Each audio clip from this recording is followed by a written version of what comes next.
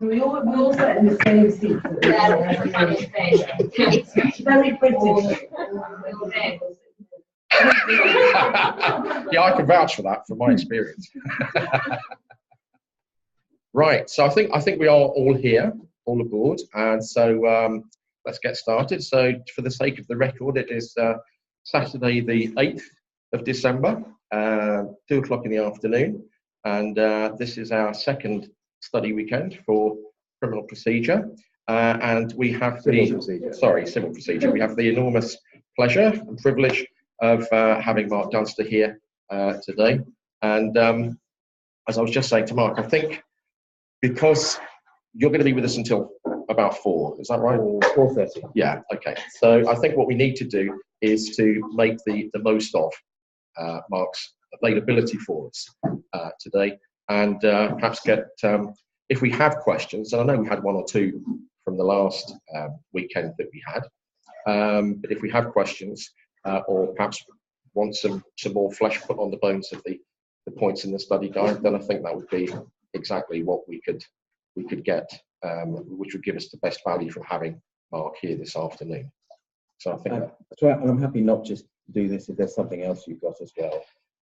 For those of you who know me, my practice is probably one of the broadest in the island in that I do civil litigation, commercial litigation, employment, some criminal work, electronic gaming, tidal energy, and sit as a NED on a variety of sorts of companies as well. So any questions you've got, far away. Yes, and I believe we discussed this the other week, didn't we? You're also going to be involved in the criminal procedure weekends, possibly. Yes, if I'm asked. I mean, I'm not a day-to-day criminal practitioner, but I do some of the. If people promise it's going to go to trial and they're pleading not guilty, because I mean, who's interested in another plea in mitigation? Then I'd be quite interested to take it on. There we are. So I don't know whether anybody has these sorts of questions. I said to Mark, perhaps just to kind of run through, just practically, maybe how things kick off in terms of beginning a cause, or who's responsible for bringing it to the attention of the court. I mean, is it the same as Jersey with tabling? You've got tabling here, so. So the one thing which will never add any benefit, at least for me, is saying, is it the same as Jersey? Surprisingly, we have, well, the people in this room will know, next to no involvement with Jersey. For those of us involved in pan-jurisdictional firms, you might have some contact with your colleagues, but I really don't know what goes on over there. They don't, with the exception of 1 or 2 practice areas, tend to come here and try and steal our lunch, and we don't go there. But I mean, I suppose the answer to your question is you must have covered it all before a client comes in to see you. You've got, obviously, there's professional ethics points about immediately engaged about you've got to issue them with terms of engagement setting out certain minimum criteria set out in the bar ordinance, but I guess you've covered all of that. No, we'll be looking at that next week, next Saturday, in fact. Okay, that's really important because that is the start of protecting yourself as an advocate. You've got to tell people to whom do they complain. Above all, you have to tell them the best estimate you can of the charging. And when I was the batonnier 2 and a bit years ago now, the number 1 thing that came up as a complaint was my advocate has overcharged me. Number 2 was my advocate was crap, and that's why I lost my case. And almost invariably, the second one was, of course, what they really meant was I lost my case, and I just got to find someone to blame. But the overcharging was always more difficult. And if you were able to go back and say, I issued you with standard terms of business, and they said, we would charge you either a fixed fee or a fixed fee to a certain point, or so much per hour, which would be usual in general civil or commercial litigation, because you just don't know what's going to happen. You're covering off that later on. Second thing you're going to be doing when the client comes in, of course, is ensure that you have done your due diligence.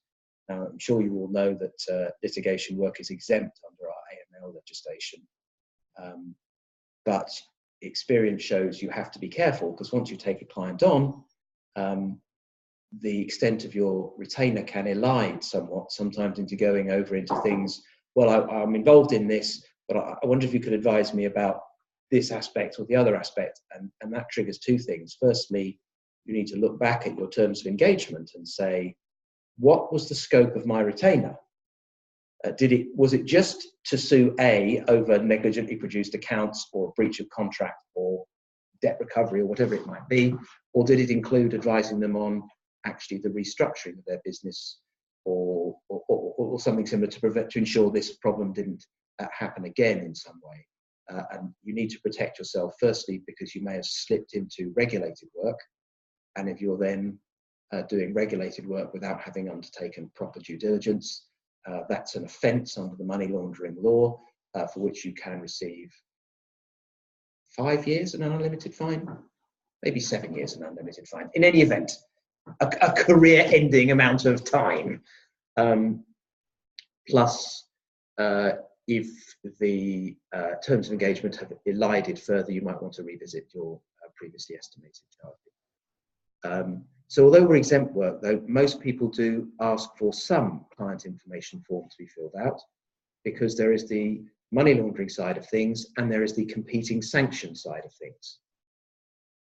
And unless you know exactly who your client's operating for, you could find yourself in breach of sanctions.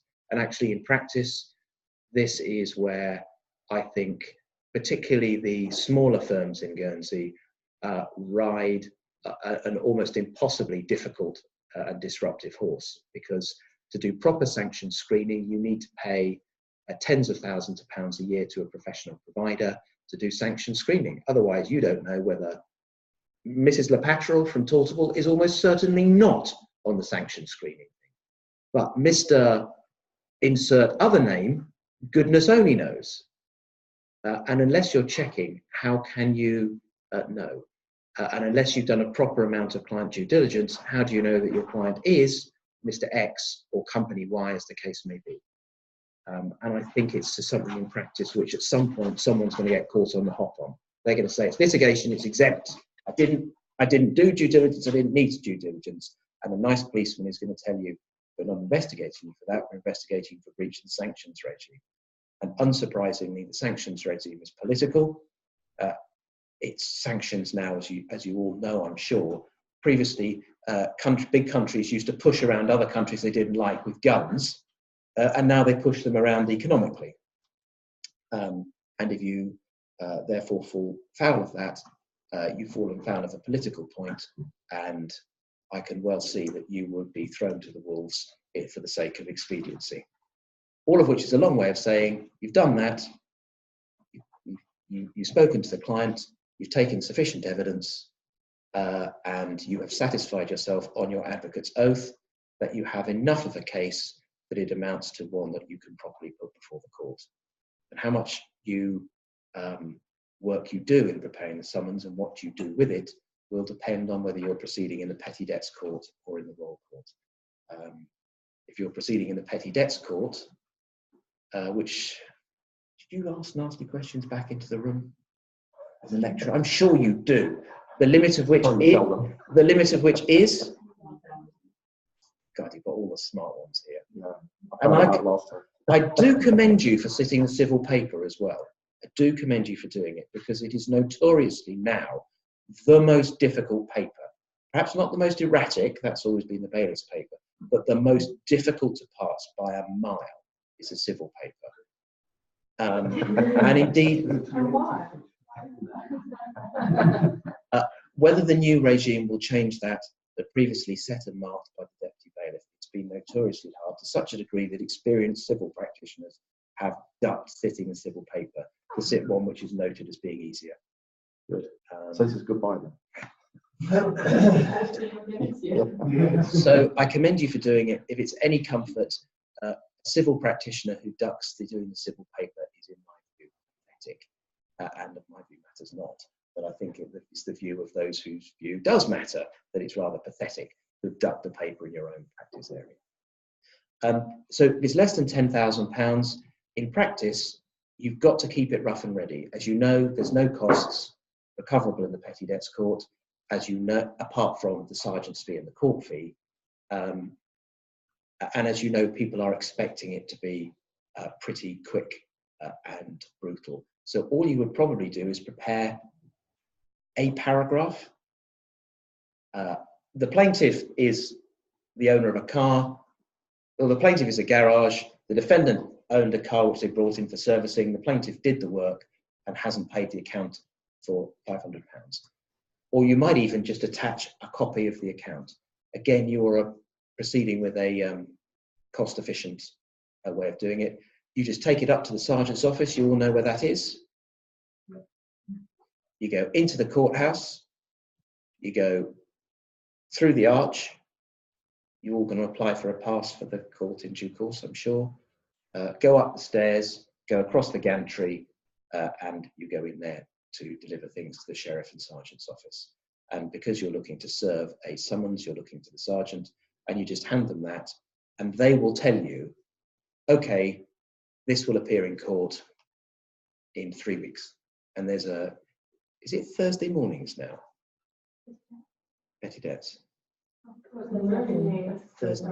Okay, Thursday. I'd forgotten. It always used to be Wednesday afternoon, and there always used to be a booze up prior to Petty Debts Court in the Chinese restaurant that's above the furniture shop, sort of opposite the co-op as you go up past the market. And you would find all the advocates boozing in there, and some of them used to get into quite a state and then go along to the Petty Debts Court at 2:30.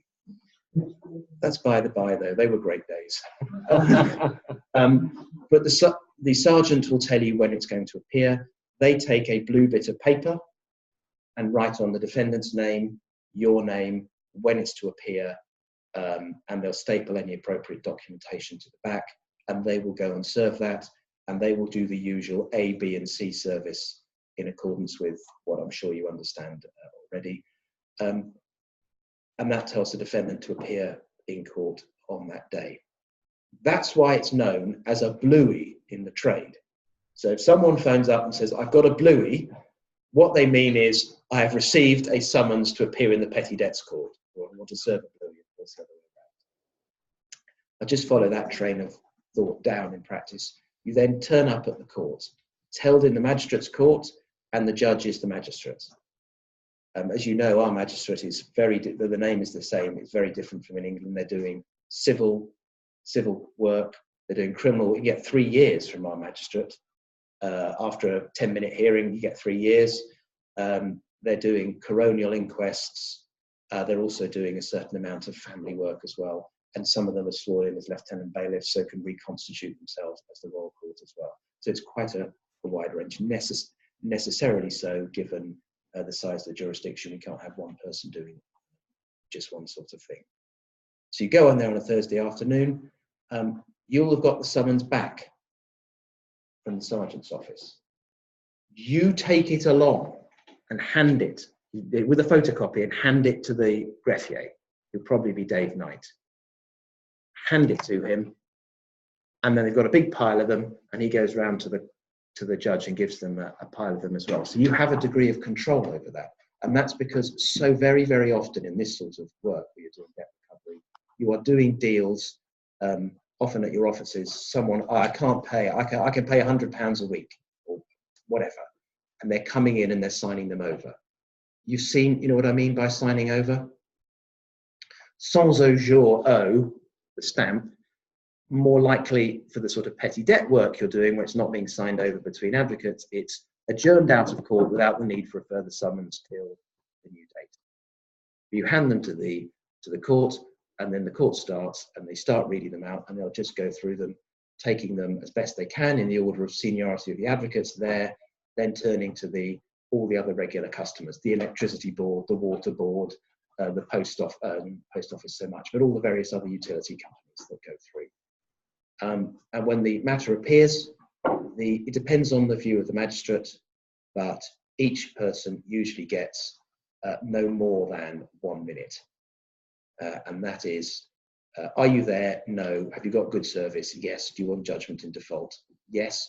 But you can often be saying, yes, but I want judgment in default in a reduced amount, because the claim is for £100, but they paid £10. I want it now for £90. And the court will do that. You can't go the other way, but you can reduce the amount.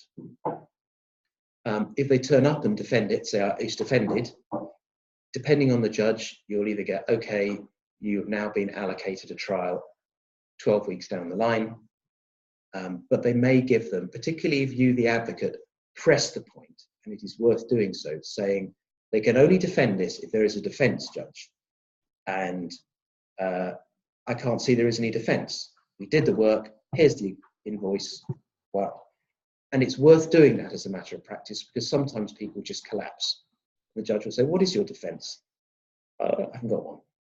Or I was just told to come along and say I had a defence and I could adjourn it, because often people in a lot of litigation work, it's not often, I don't owe you the money, it's some variation of, I do owe you the money, but I sure as heck can't pay it now, and I just want to fob off the evil day. Obviously, that's not what their advocate wouldn't enable you to do that if they were your own instructions as an advocate, but that's what's driving a lot of people's thinking. So it's worth pushing as a matter of practice to see if they do have a defence, but that's how you get going. You'll then have your trial 12 weeks down the line, and you'll probably find that you'll have 3 trials listed for that morning, on the basis that they'll all be fairly quick. But at least one person won't turn up when it comes to doing it, and another one will settle. So they're sort of doing the best they can in the circumstances. If your one is of particular importance or complexity, you've got witnesses coming in or anything, you should make it clear then, sir, I've got a number of witnesses coming in. Can we have this set for a full half day? And can it be not double booked with someone else?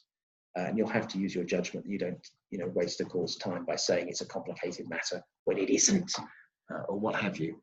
And you don't want to blow your credibility at the court, because we're all practicing in a small jurisdiction. And so the great joy that I found out that Robert was almost certainly one of my lecturers when I was at bar school.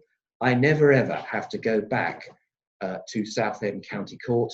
I never ever have to go back to the scene of my most humiliating moment in Nottingham Crown Court again, because I got that out of my system when I was practicing in England for a few years, and then you arrive here.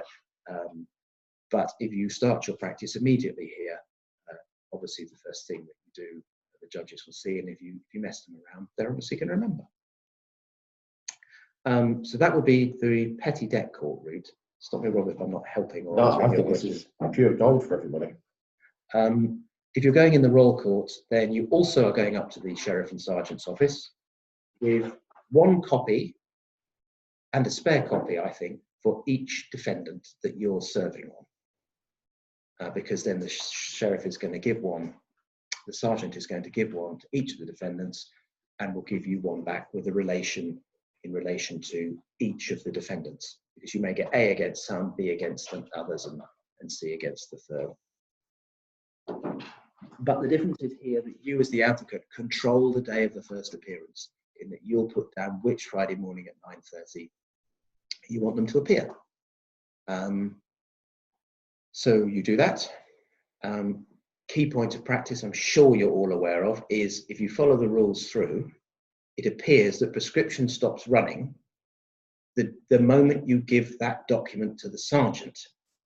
So and you will ask sensibly, why is it that people only come in 5 years and 364 days after the relevant incident? And the answer is, I don't know. It's the same reason why whenever your client comes in and gives you a legal problem, you say, this must have happened before. I must be able to find an authority on this point. You never ever can. But you might have to run up their PDQ. And as a matter of practice, it is easier to write if you find yourself in this pickle, to write one page of very, very broad stuff and get it up to the sergeant's office, even if you later have to amend, rather than miss the date and try and be in some sort of empêchement d'agir position, which is, you're right on the very back foot. So you might find yourself having to do something which is less than satisfactory. But again, it's a balancing act, because you can't do something which is so awful as to not fulfill with your professional obligations, but you'll have to weigh the two of them up. And sometimes, as a matter of practice, if someone turns up, and the ones that happen in my experience that are very difficult to pin down. Someone turns up with a very difficult medical negligence case, for example. They may consider themselves severely injured. It may have skewed their view. So you're not dealing with a clerk in an insurance company who's just carefully weighing the economics of 500 cases they're running at a time. This is someone whose whole life, at least in their view, has been ruined by medical negligence or whatever it might be.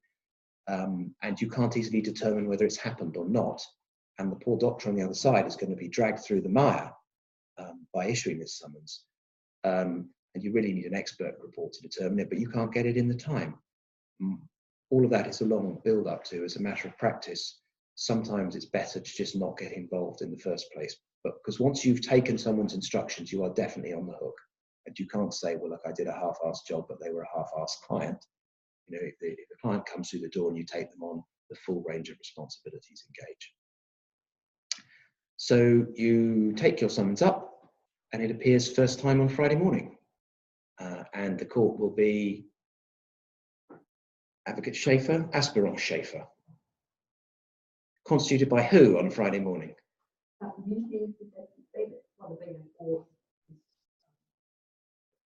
Yeah, that's right.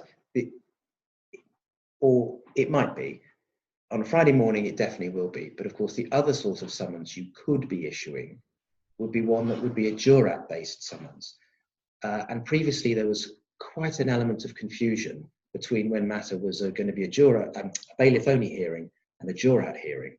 And there's no obvious answer sometimes, especially if you look back at the old things. Well, hang on, that case, it seems to be the same as this case, but that one was done with jurats and this one was done without.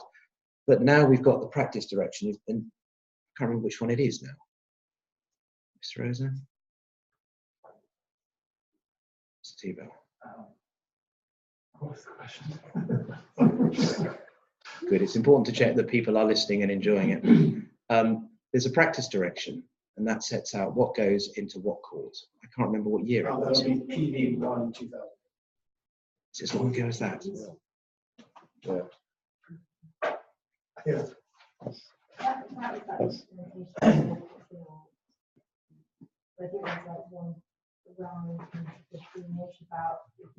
do they want to or is like the one that's established with commercial court. Yeah, I think it was. Yeah, that's the one I had in mind, but there is an earlier one as well. In any event, when you issue your summons, it could be going into. Okay, so that, yeah, Gold Star. So you could potentially have three sorts of areas where you're issuing your summons. One, a normal debt civil matter in 9:30 calls on a Friday. Secondly, a normal sort of jurat hearing, which would probably come down to liquor licensing in these days, that sort of thing. Or you could have one which is going into the commercial court, which is after the jurats court, isn't it? Because sometimes these commercial court matters involve the jurats and sometimes they don't, principally. Yeah. But anyway, you get to choose that, but you'll need to have thought about what court am I putting it into. My example is very much a straightforward you owe me money type dispute. You then go to court, it's Friday morning. So can I just double check? The fact that the jurat, if it was a jurat hearing, it would only be then related to jurat's business, right? Yeah. And that would be like kind of licensing, pure bits and pieces, which I can't call that. There are some good commercial matters. I'm trying to say when you appoint a liquidator, for example, I think that's usually informing for the jurors and things like that. But you wouldn't do that with the summons, right? It depends on what you're hoping to achieve. If you're hoping to, in the summons, say, I want this company put into liquidation a week on Tuesday, you would probably be looking to put that into the jurat's business because you would want them to determine. Because you would miss that. So if it's something to put in, you would appear on Tuesday at 10 o'clock. If you did it with the summons, I think is the point I'm making, because if you wanted to just appoint a liquidator, you just do it as an application. Yeah, but you'd have to see if council members, please turn up, you call them Tuesday. I think. I don't think you need, if you're doing something under the, I'm not 100% sure, but if you do something under the company's law, you could do it as an application, I would have thought, and you wouldn't actually need to see the council, you could just do it. But then you would list your matter for a Tuesday. So You in, can in your I agenda understand that, for but I think I'm just, sorry? Which, The question was,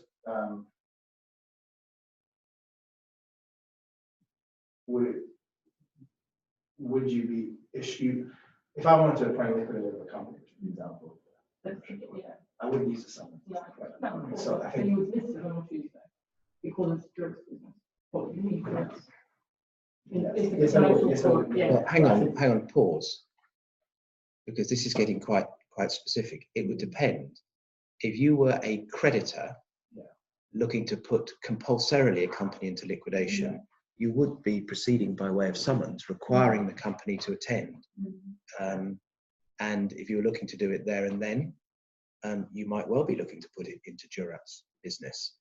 And the two obvious examples you need to be aware of in practice where things can get very nasty very quickly, because the law talks about it, this is just in my experience, is insolvency matters. Suddenly you've got some huge company that says, well, hang on a minute. And often you're firing stuff into the bowels of a company somewhere, and no one's ignoring it. And it's nothing to do with me. I put it on Bob's desk and Bob's away, it's on his sabbatical or whatever it might be. And for a tuppenny halfpenny debt, you're trying to drag down a huge organization, and it can get, if you're representing the company, very messy very quickly. And the person issuing the summons, issuing a winder, being a statutory demand being the obvious example, it can get out of hand very quickly. However, that is the point of a winder. It enables you to get someone's attention from a company in a way that other ways cannot easily do.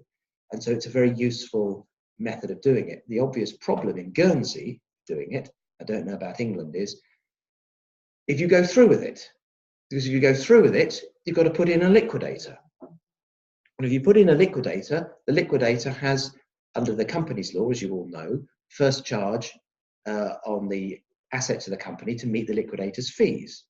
Query, I don't know the answer to this, whether the liquidator's statutory first charge can override a pre-existing first charge either under the securities interest law or under just the terms of registration of a bond. For example, if the only asset of the company was a piece of realty in Guernsey and that was charged to the NatWest Bank, can the liquidator do it? I don't know the answer to those questions.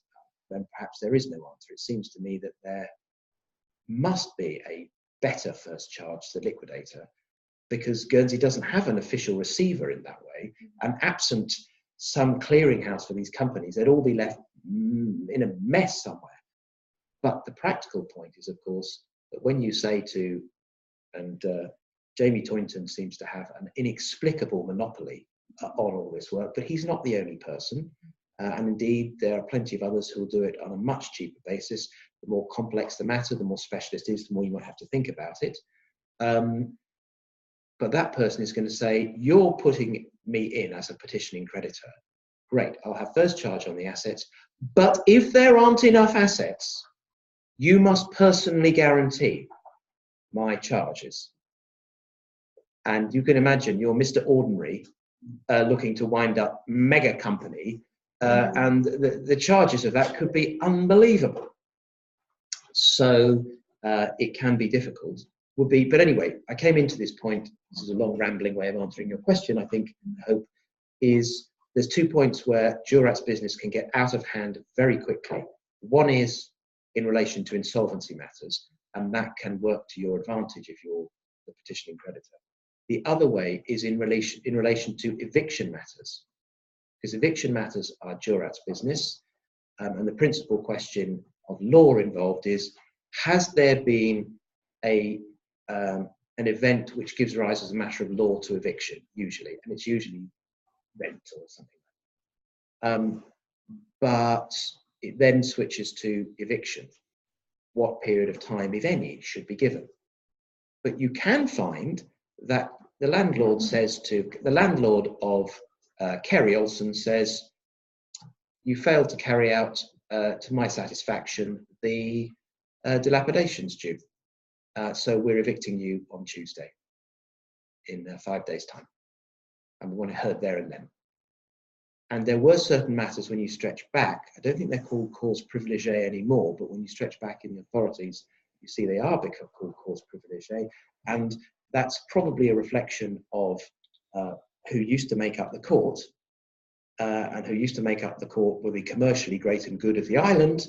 And when you look back in the old authorities, it's de Saumarez, it's Carey, it's Le Marchant, it's Lucas, it's all the successful, Guernsey never been an aristocracy in the sense of the UK or larger countries. It's always been a sort of merchantocracy.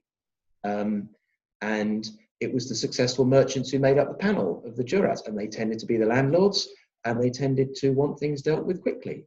That's just a little meander down into history, but you still find them dealt with very quickly. And if you imagine, I've chosen Kerry Olsen, we're not expected to be evicted, but if our landlord could say, well, we're evicting you on Tuesday, it's 5 days. Well, you've had your 4 days notice of your summons.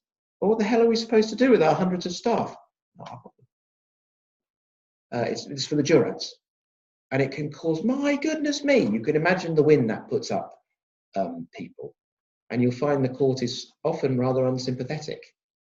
And instead of a leisurely 2 years for some complex piece of civil litigation to wind itself through, your best hope is, well, can we adjourn it for 2 weeks, Judge? I think, Greffia, could we hear this next Wednesday? Yes, there's a time available.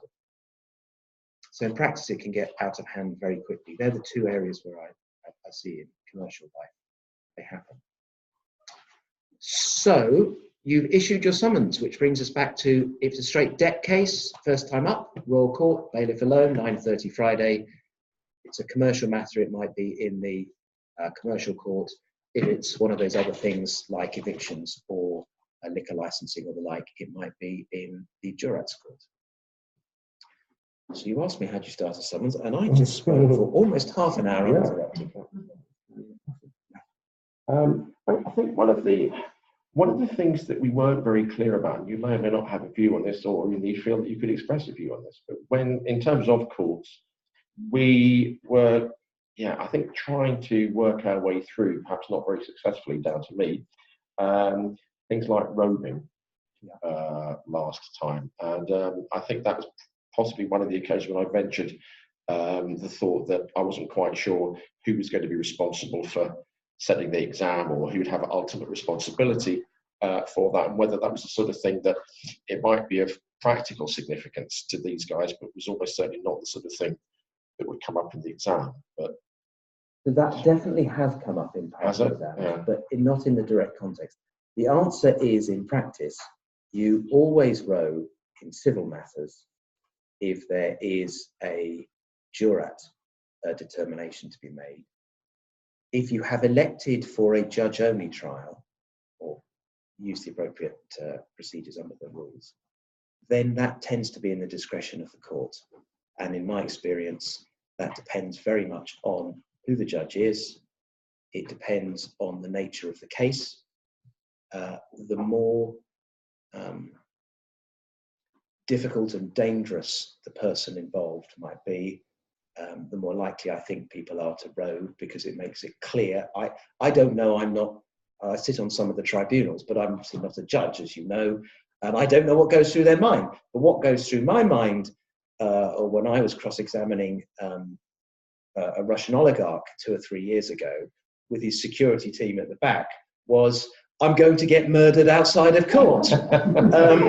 And especially as on the second day of the cross-examination, he was getting angrier and angrier, and was obviously the sort of person to whom people do not say no. And when he says, "Нет, it's that is the answer," and to which we say, well, let's just examine why that's not right. And then we go back, and he was getting angrier and angrier.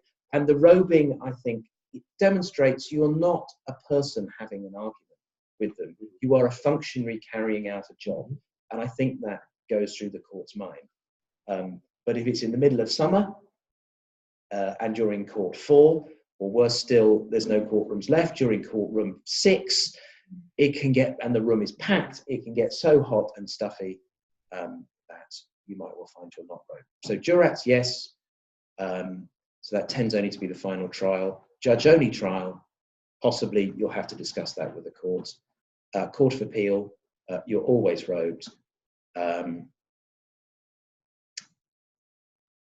of course, you would usually robe in any royal court criminal matter whenever the defendant tends to be present, but particularly if you're entering a plea or you're actually doing the trial itself. In the Court of the Seneschal, there are no robes, nobody robes. And in the Court of Alderney, oddly, you do robe for the police court, the equivalent to the magistrate's court, but you don't robe for the civil court. And I've seen this appear, the only question about robing, there was something about robing in one of the papers, and then in another paper, it was put, I think, with incredible practicality. You've arrived in the Alderney court, but you've forgotten your robes. What do you do? And the answer was obviously, I think, just trying to elicit a degree of practical common sense. The answer is you liaise with the gref, you apologise to the court, you grovel, but in the end, you need to work on the interests of justice. Does that answer the question? Yeah. The commissioner's hearing, where the commissioner is a juror, would you robe for the commissioner? No, I've never done that, nor have I robed in any of the other jurat commissioner type hearings. I imagine you're talking about a SASI hearing, but similar one of you is having a days asked hearing, or one of the other bits and bobs that come up.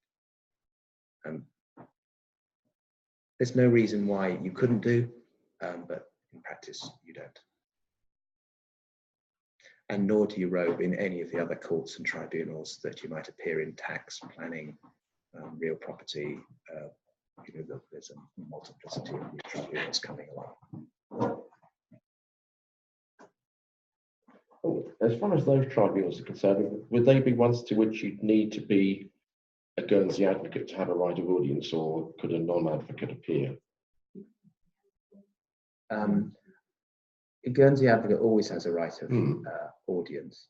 I'd have to check on each of them individually. Okay. But it tends to be written only a Guernsey advocate. Some of them, like the tax tribunal, the accountants have pretty much cornered that side of the work. The planning tribunal, all sorts of people who appear who are planning consultants.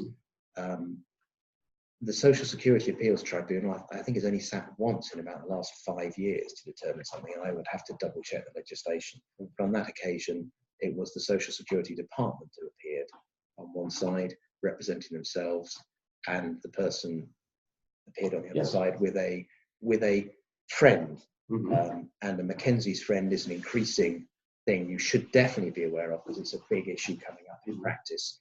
As you probably know, if you keep your eye on the court list, there is an argument coming up, I think in December, where a Mr. Roy Smith is in fact suing me. And he is retaining a litigation consultancy firm, something you see more and more now. Now, as it happens, this litigation consultancy firm is owned and run by a solicitor struck off for dishonesty. But what he's doing is basically, he obviously knows the ropes. On this occasion, he knows the ropes, because apart from being dishonest and other failings, I'm sure, he was a solicitor. But there's a variety of other people who have a variety of different legal skills who say, no, I'm not appearing as a lawyer. No, I'm not a lawyer. I am I'm a litigation consultant. I'm a professional Mackenzie's friend, or what have you. And so long as they're not holding themselves out as a lawyer, there's no obvious reason why you can't do that. Apart from the obvious reason, which is that you can then do all the stuff which the people in this room as Guernsey advocates could not do, because you'd be subject to disciplinary sanction. What disciplinary sanction are you going to be subject to? You're not, oh, look, if it all goes wrong, well, I just wind up my firm. And that's coming up actually because he's making two arguments, both of which are probably pretty important. Firstly, he's making an argument that he wants to appear as a Mackenzie friend and make submissions. This individual. And that is, of course, in part right and in part wrong, I think, because I don't think it's for anyone. You don't need permission to have Mackenzie's friend. I don't think you need permission to have someone sat next to you offering you moral support. When it happens, it's for the court to control what happens. It's one thing to offer moral support, and you quite often see one spouse sat next to another, sometimes just offering moral support, even if only one of them's there. The court will allow you a degree of latitude, writing out questions, handing up documents, having a little time bar to have a chat. That's all definitely on the right side. What's, I think, definitely on the wrong side, but has been allowed to happen on at least one occasion, is the Mackenzie friend to directly address the court to make submissions. And that has arisen on one or two occasions out of expediency, where the judge has just said, look, I need to help me get to the bottom of the facts, to help me to get to justice, I'm going to permit this. Whether it will go so far as to say, I want the Mackenzie friend to be allowed to conduct a cross-examination of a witness, the full-on remit of an advocate, goodness only knows. But that's being determined in December, so you better watch out for the judgment on that. The second point in the same judgment is an English barrister is being applied to appear in the Guernsey courts. Now, that's a pretty well-trodden path by all the nutters we've had over the years. They all latch onto this as a good idea and saying, I cannot get justice in Guernsey unless I have my lawyer.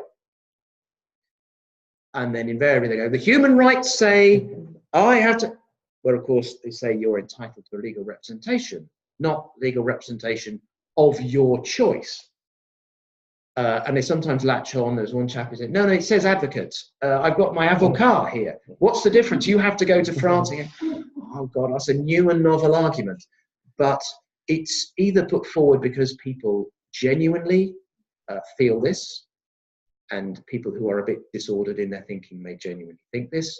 It's put forward because actually it does make sense, because they've got some hugely complicated legal dispute of which we are a very small part. And they think it's just better if the person who knows about it all gets to do it, or it's put forward out of buggerment's sake, because they say, if I make this argument, it'll bung the whole thing up for another few months while it slowly grinds through. And here is another one that it's happening in because the bailiff has ordered that the procureur and the now bâtonnier should intervene and make submissions about both the representations of the Mackenzie friend and the appearance of an English barrister. Will that be heard enough? I'm sure it will be heard in open court, yes. Do you know when Oh, I'm going to say I don't know that. Yeah, if you check on the court list, the Gref should be able to tell you. So I don't know where I started off on that. Rights of audience, perhaps. Roving, yeah. So Mackenzie friend, I think, is a sufficiently hot topic because it will break the Barsmanite monopoly, and it's coming up for court. I imagine it's one that you probably ought to be alive to, because it's right at the heart of our practice. Because as you know, every so often there is a political, as you know, to be an advocate in Guernsey is to be rich. Every politician knows that. And that's obviously not true. That used to be, well, if you think of a generation behind the Roger Perrots and others, I know Roger, I'm sure he wouldn't mind picking on that. Even of my generation, to be an advocate in Guernsey is to be rich, is the general public perception. Now that is no longer true. The bar isn't, I was advocate 67. Now, and there weren't many other lawyers. Now there's 500 lawyers in Guernsey now. You know, we're all desperately arguing for work, and I don't know how some of these firms stay afloat. And it may be that's why, as you know, what happened to Haskins and Eagle may be in part as a response to whether actually there are now just too many lawyers in Guernsey for the amount of work available. But there are unpredatory and unfriendly eyes looking at us, and the bar's right of monopoly is under review constantly. Now, I've had these arguments at political level, particularly when I was Batonier, saying, are you crazy? You have a business where all the owners are trapped in the island, are taxed right on top of it, and then spend their money within the community. If you permit that, you'll have someone come in, suck all the good money out, pay no tax on it, and go back to England. Oh yeah, no, but it'll just be, you'll be left with the petty debts work, and you're going, great. I mean, doesn't matter to me. I'm over that hump of my career, but it would be an absolute disaster. So the bar's right at monopoly is under constant review.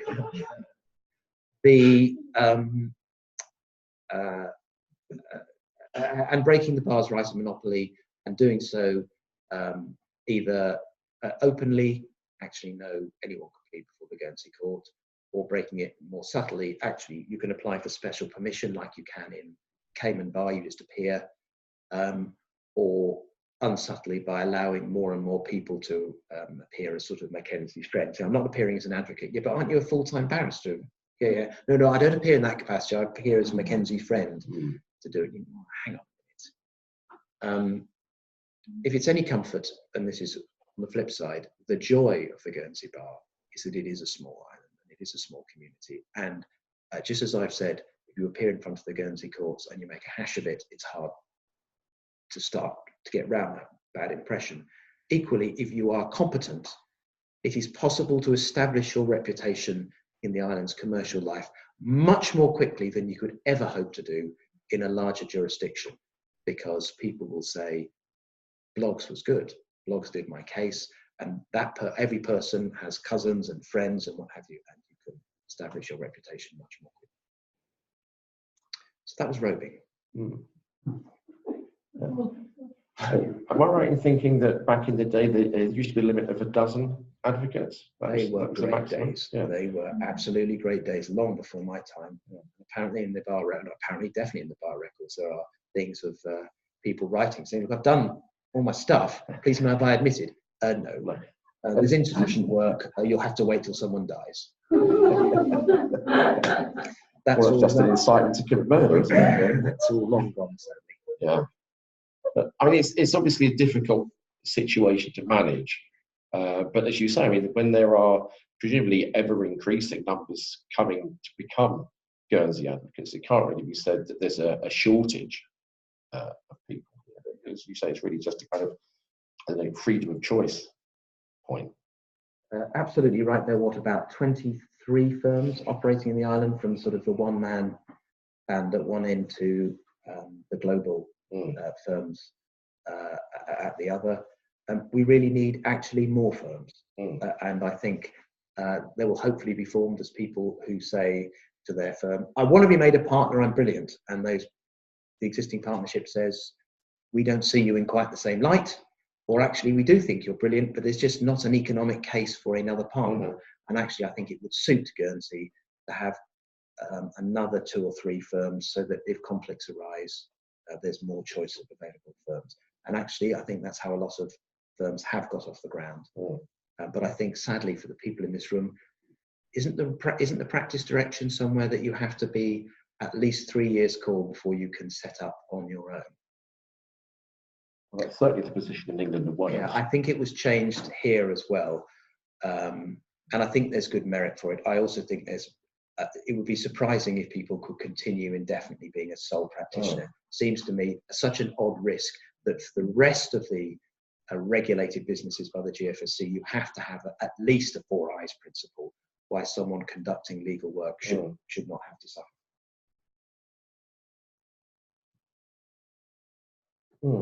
I mean, I guess I'm kind of seeing a slight, I don't know, parallel between the desire of outside influences to come in, as you say, on a kind of coming on a flight and then disappear on the next flight type of thing. And maybe it's not an exact kind of parallel, but with your Court of Appeal, where you'll bring people in from wherever, from the English bar or the English judiciary, or from Scotland or from the Isle of Man, and they're coming in literally on a case-by-case basis.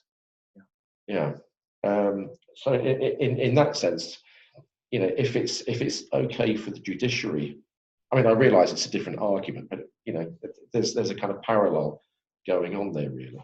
Yes, there is definitely a tension there between the Court of Appeal arrived, saying, well, something is so specialist it requires a Guernsey advocate with 20 years experience. How come when it goes on appeal you get a Court of Appeal judge? And the answer is, I suppose, firstly, the Court of Appeal, if it were that local, can be staffed by someone brought in, for example, the bailiff of Jersey. And I'm sure for those of you doing the criminal paper, for example, the lead judgment on drug sentencing, law officers of the Crown against Richards and others, they brought in not just a 3-judge Court of Appeal, but a 5-judge Court of Appeal, including the bailiffs of Jersey and Guernsey.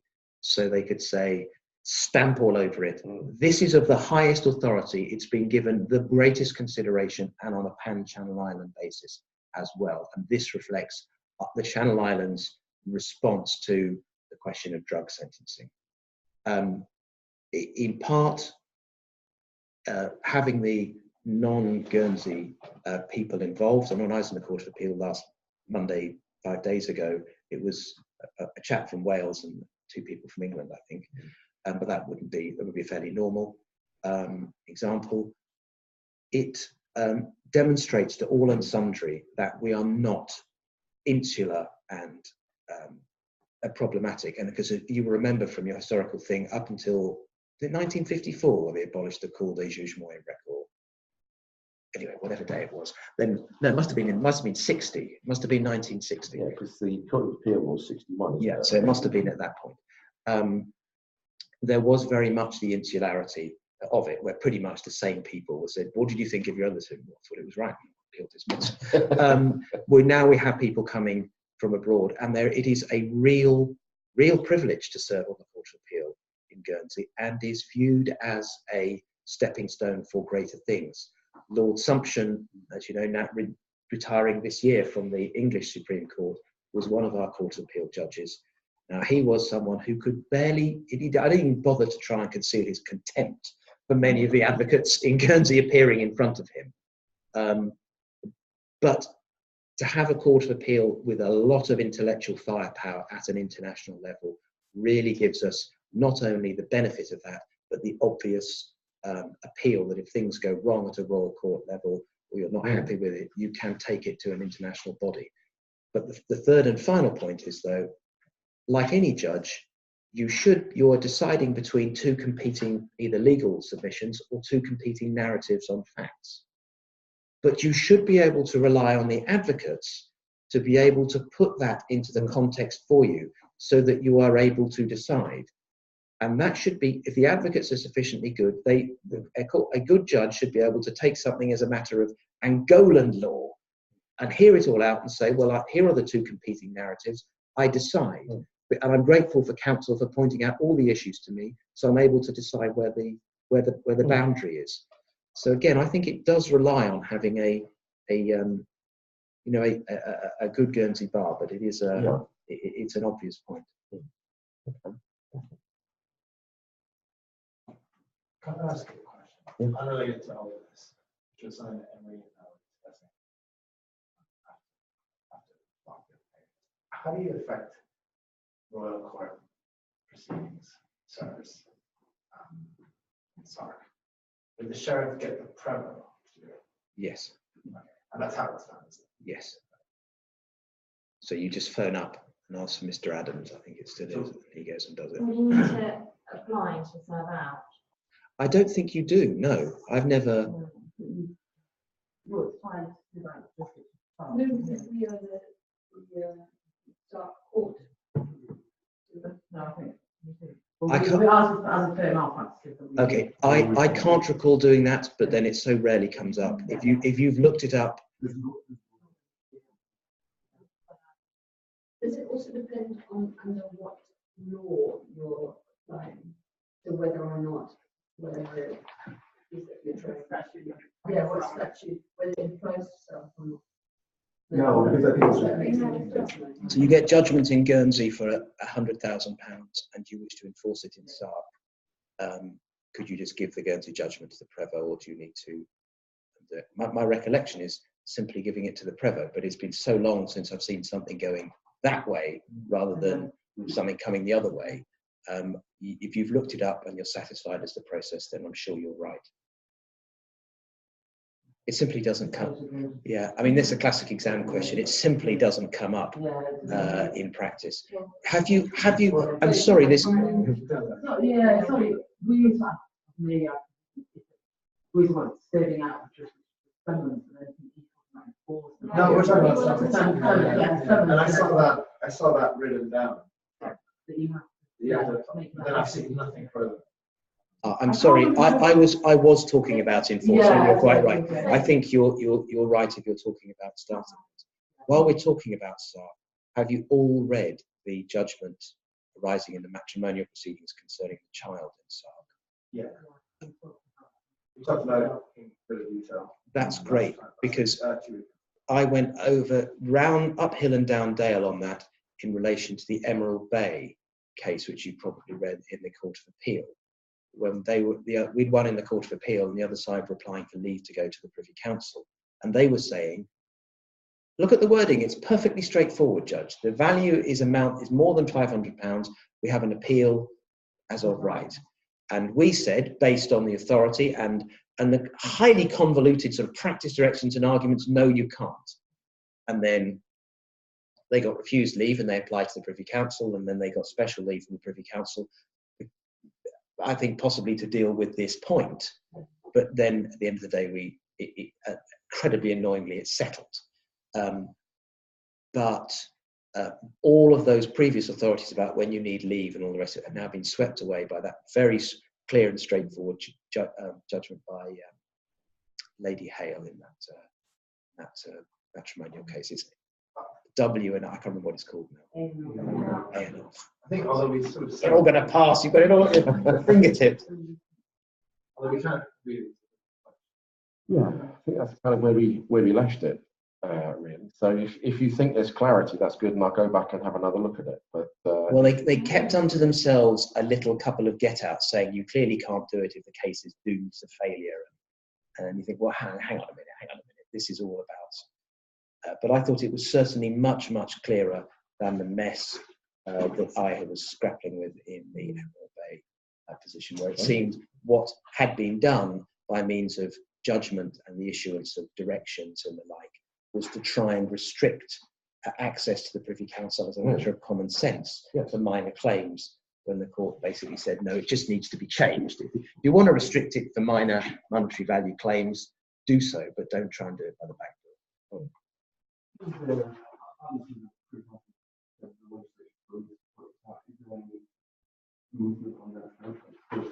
Of course there isn't. Why would you bother?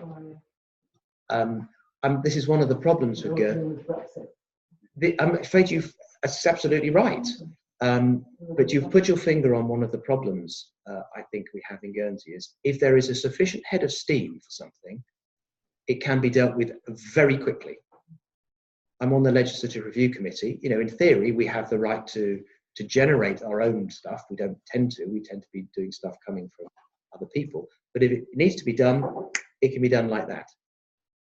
But if it doesn't have a head of steam, and invariably civil cases of one form or another do not have a head of steam because they happen, then the parties lose interest, and there won't be another one like that for, there's one a year in England. There'll be one every 1,000 years, just based on the differential in population in Guernsey, and people lose the thing.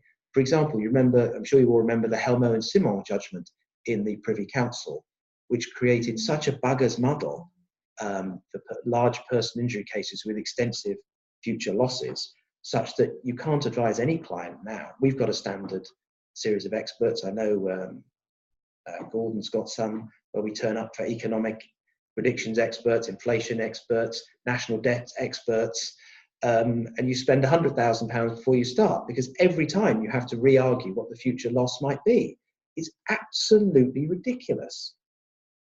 And the states of Guernsey could be faced with you could have some awful case of obstetrics type case, starved of oxygen at birth, twins, full life expectancy. Both the parents one was an accountant and one was an advocate. future loss earnings, you could be pushing 100 million on one case. And I went to see the then procurator and said, because on behalf of a load of insurers, and said, look, we're going to stop insuring. It's crazy.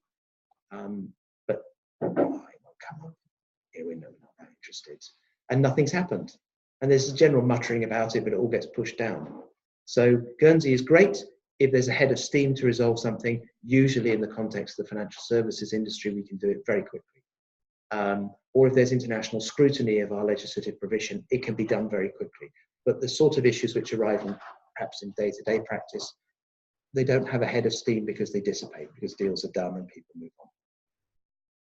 Can I ask you about that enforcement point? So I've got something else come up, I think. So if you have a Royal Court judgment, but the person who's deciding to start, you can call the... I think you should check, because it so rarely happens. I just can't speak as to practice of that.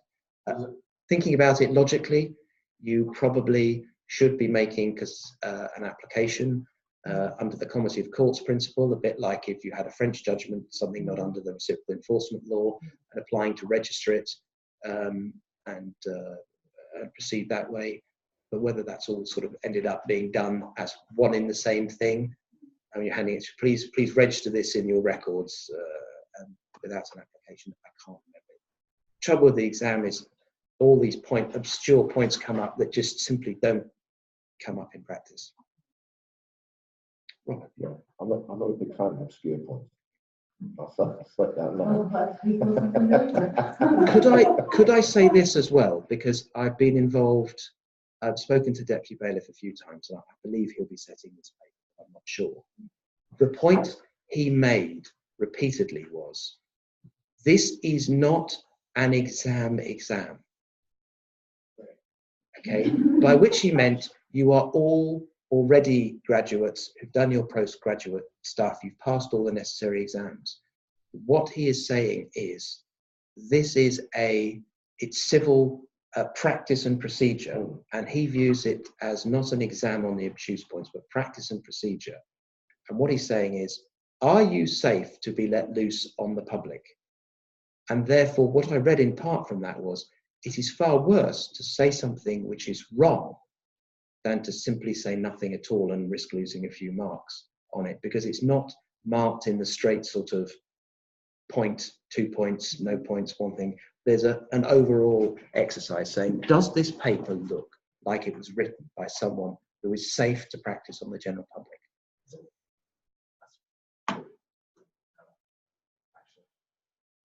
You might actually say, well, I might mention also that possibly this could work or something like that. Actually, Maybe. Yeah. It's almost like there's critical failure points from Arsenal advocacy that if you automatically. The fatal flaw. Yeah, that's what I was going to Yes. say. Well, we didn't have that in your time, did we? Obviously not, otherwise I wouldn't be here.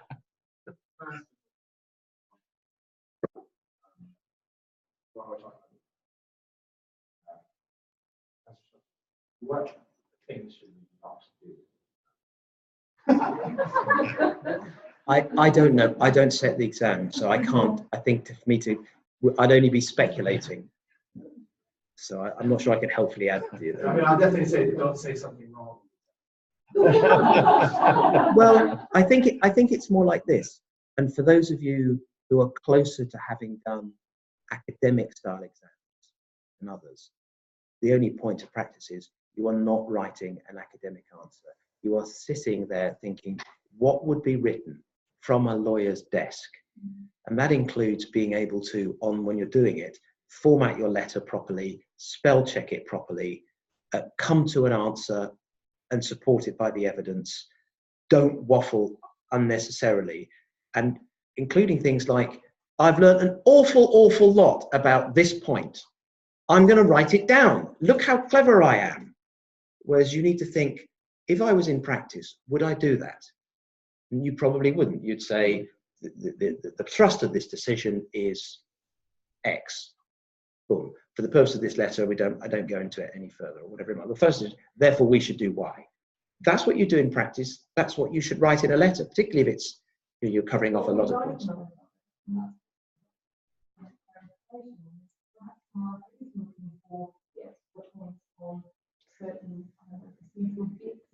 So if we now take the very sort of practical golden squeeze with perfect correctness and giving it time for whether we're writing for anything or it's not, we might be missing 10 marks because we haven't read Okay. this and that and this and that. Okay, don't blame me. I don't know. I don't set or mark the exam. All I'm saying is, from the discussions I have had, the emphasis was very much, I'm looking, says the marker, is this what a competent practitioner would write?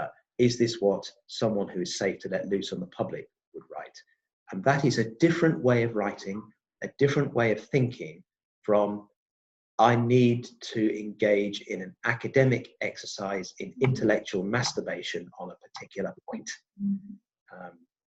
And I think we all know, when you read a letter in practice, this is good, here's the question, here's the facts, here's the law, here's what I think the law applied to the facts is, here's the conclusion, here's an action list taken away from, given the conclusion we've reached, if you agree with it, I think we should now do X, Y, Z.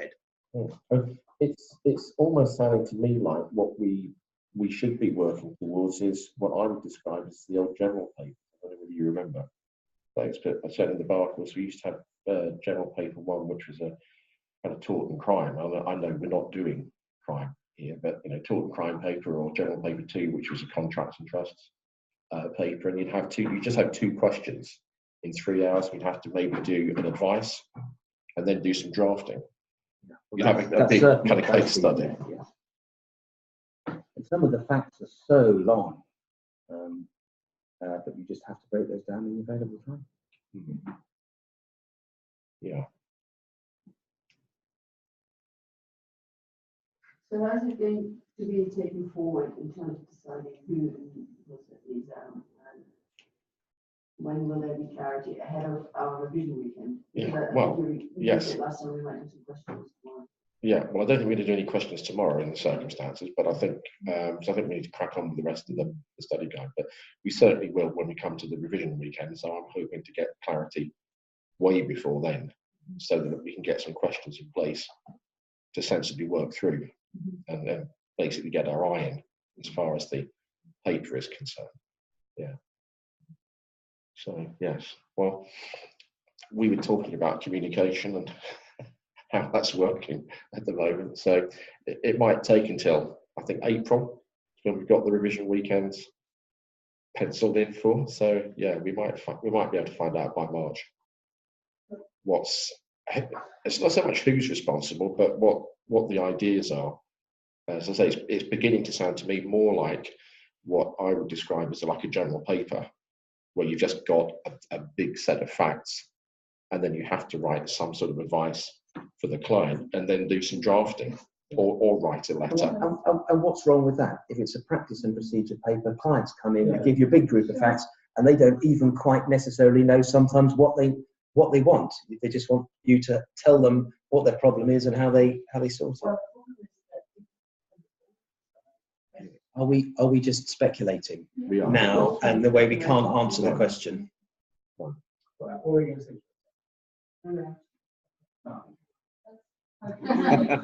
I've taken that extra degree of rudeness with Julia, as she and I are actually working together.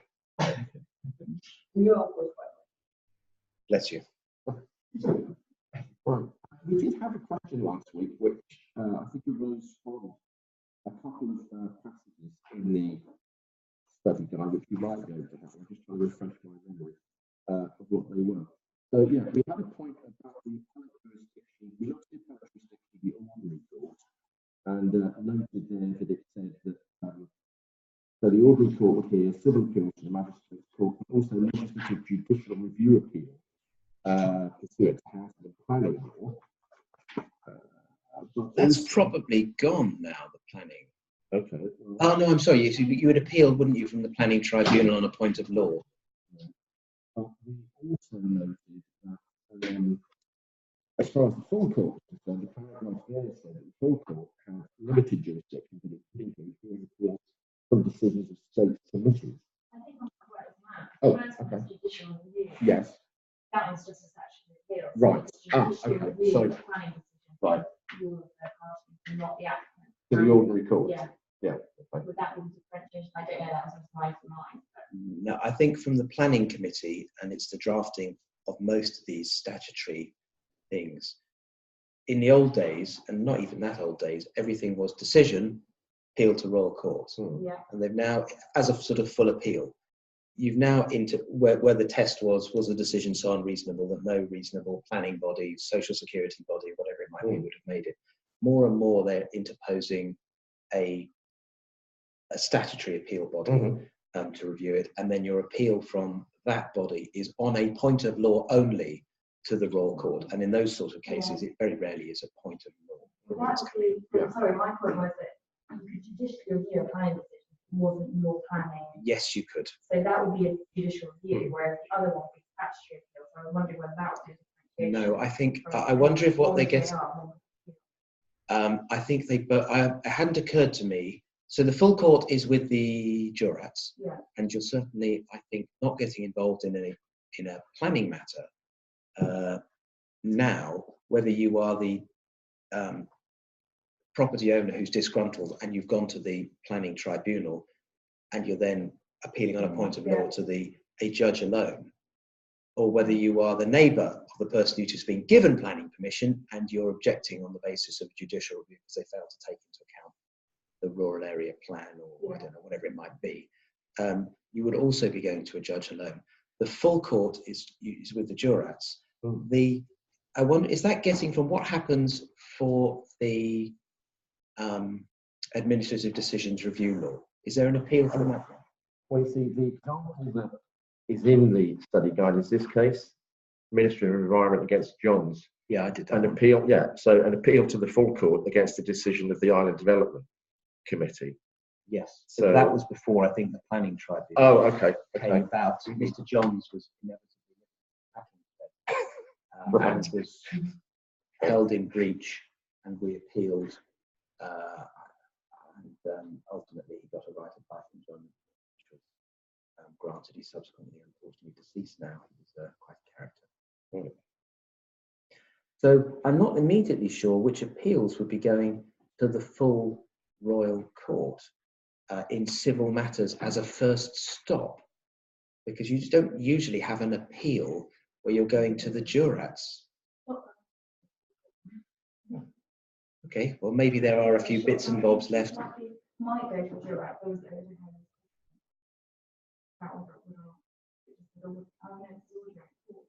Yeah. I mean, I wonder if that's just a leftover from when there used to be a mall that used to go there, or whether there's a few bits and bobs left over that haven't been statutized, if that's a word. That the appeal is to the royal court, like the planning used to be. We used to have a big practice in the royal court doing planning appeals, but that's all now been taken away, and architects seem to have mopped all that up, or a lot of it up.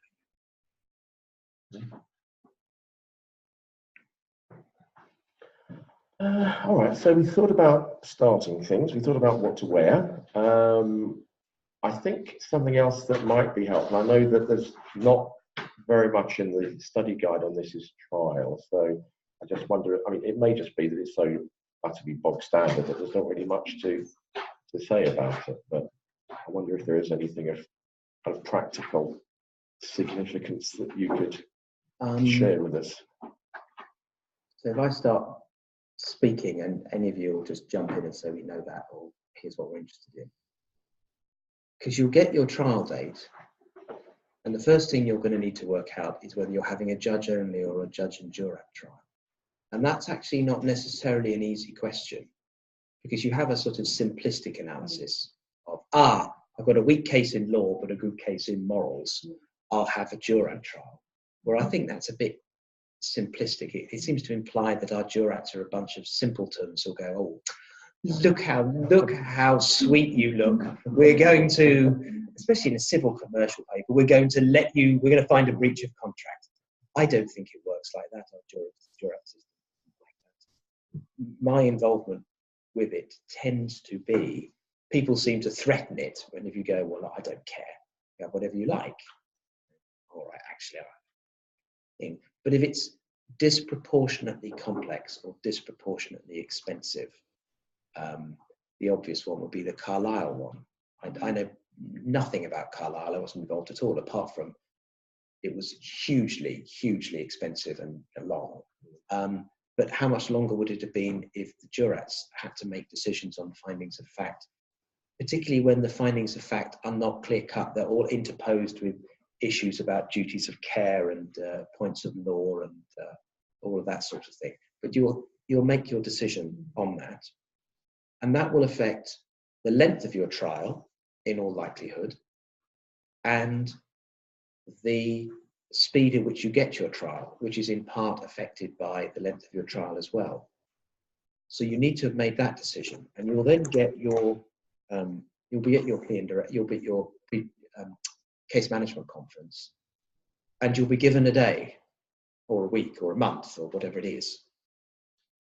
And the important thing is you've got to be, until that point, the court will be really flexible with you. Oh, my witness isn't available then, or I'm in another matter or the other. But once the matter is set, you're stuck with it.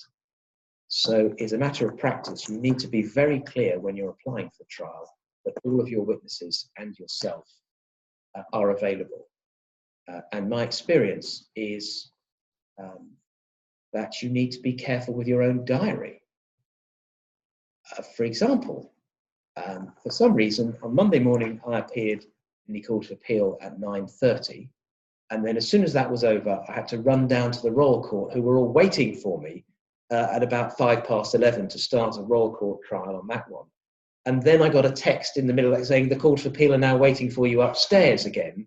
So I had to run back up to that, done this, and then next week I'm in Royal Court on something else. And then I've got another trial starting next week. Now, God knows why it's ended up like that. I'm exposing my own failures to you. But you need to be aware that there's no point saying I've got a trial starting on Monday if you haven't had enough time to prepare for it. And turning up on Monday morning and saying I'm not prepared, I was busy in another court. The people might have a degree of sympathy and understanding, but it will not stop the case starting. And if you stuff it up, it's your own fault. Because you should not take on, as I'm sure you know from your ethics paper, cases to which you do not have the experience or the skill or the time to handle. And when I was bâtonnier, a number of problems, I think, stemmed from people not recognizing that. And it is a failing of all advocates and everyone in this room that you have an excessively high opinion of ourselves and our abilities, and also a failing that we're unwilling to admit to ourselves and to others when we're out of our depth. And it seems to me that it's a particular problem in Guernsey, not in heavy civil or commercial litigation. Particularly, it always struck me in more serious criminal matters, where people who may be, the fact that you pick them up as duty advocate does not mean that you are equipped to doing the equivalent of a 2-week, 3-week Crown Court trial involving examinations of accounts and all the rest of it, if the majority of your practice is guilty pleas for drunken disorderly behaviour. Anyway, so you get your trial date, you get your witnesses there. You've got to remember to summons, if you're the plaintiff, the defendant to appear at trial. It says it in the rules. You might think it's ridiculous. It is ridiculous that the court order, having said the trial is on this day, you've still got to summons them to appear. But you will get those people, I won't say sharp practice, but what I mean is a practice that I would think was a bit odd, who say, I wasn't summoned, people, ha ha ha ha ha ha, got you on a technicality. And there are those practitioners. We're all human, we all have a range of views, but amongst 500 practitioners, there are those who would take steps and interpret elements of discretion in a way that I would not. I would think, I'm not satisfied with your explanation about what you've just done. But you'll have to form your own views over the years as to who those people are. But you will also have to have regard that, just as I said, it's very easy. It's, if you're good, you can build up a reputation. You can take 20 years to build up a reputation and one dodgy decision to destroy it. And I fully recognize the pressure on clients to demand you to do certain things. I had it recently from one of our major clients who was insisting that we plead fraud. on something, and there was some evidential basis for that. And I had a major disagreement with them. When you look at the authorities about how far you have to go to plead fraud, how much evidential basis you have to do, they didn't care about that. They weren't concerned about my professional obligations. They wanted it. And if I wasn't going to do it, they were going to find another advocate who damn well would.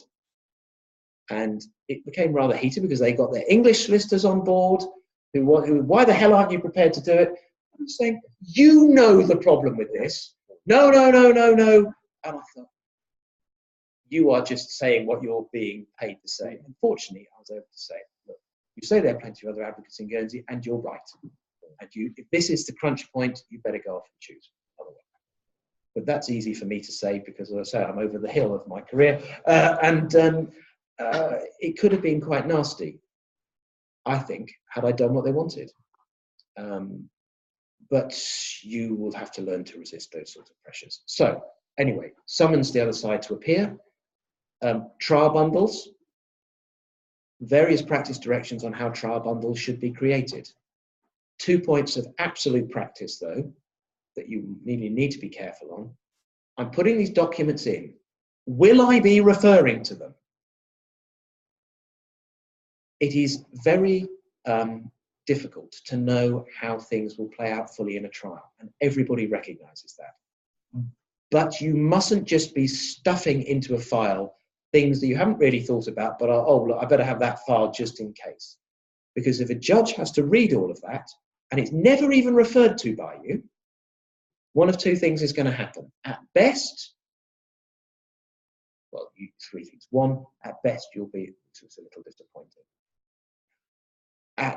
At second best will be, I read all of this, that took me 2 days, you didn't refer to it once, you haven't given any explanation for it. Why was that in there? They'll answer, well, I'm going to make a personal cost order against you for this. This was terrible. Or at worst, and it's probably linked into two, the judge will think, I don't think that the party represented by Mark Dunster, who stuffed all this up, really knows what's going on. They don't appear to understand their own case, just throwing stuff at it, hoping something will stick. I have had my confidence in their case undermined, and you've done your client a disservice. So if you're putting stuff in, you need to know why you're putting it in. You need to be able to justify what documents are going in. Exactly the same with case law. I was sat in court once when the late Deputy Bailiff, Chris Day, absolutely, it was awful to watch, but he was obviously in a very bad mood. He went through a bundle of authorities. Now Advocate X, this authority, you put this in. Yes. Didn't refer to it. No. Why not? Well, I said, it's irrelevant, isn't it? Oh, no, it is irrelevant, isn't it? Why is it relevant then? Now he finished the case. And he just, authority after authority, and the guy was squirming in the presence of his clients, who had presumably a total loss of faith in their advocate.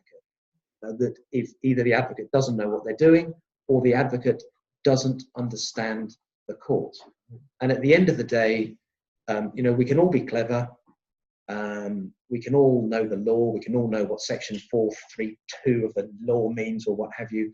But at a certain point in all our careers, what you're really being paid for is judgment. And your judgment in a court case part is to saying, bearing everything in mind and bearing 20, 30 years of experience of this court, I think this is the way the judge is going to be thinking. And if you lose that confidence of the client, it can be irreparably damage your relationship with the client. So think about what documents you're putting in, think about what legal authorities you're putting in. Really resist the temptation just to put in English authority. I'm sure you have all read Mr. Ian Burney v. States of Guernsey v. Defendant 1 and anyway, some construction company Defendant 2, where Crown Advocate Hill, I was for D2 on that one. Crown Advocate Hill said to Lieutenant Bailiff Marshall, the authority on nuisance, Guernsey law on nuisance is the same as in England. And the judge was not happy with that, and indeed wouldn't accept it. And the judgment, I think, a little bit harsh, especially as it said, it's not good enough that people should do this, and there's a hierarchy of authorities, and you should be looking for Guernsey authority, and then possibly to Jersey, and then maybe you can look to England, but England may or may not be the most appropriate jurisdiction.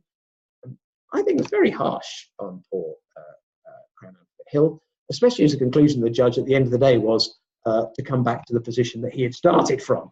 But we need to think about the authorities relying on, because there is more out there than we tend to reach for in Guernsey.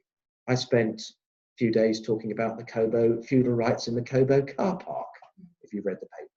And actually, I know more about it now than I ever knew a year ago.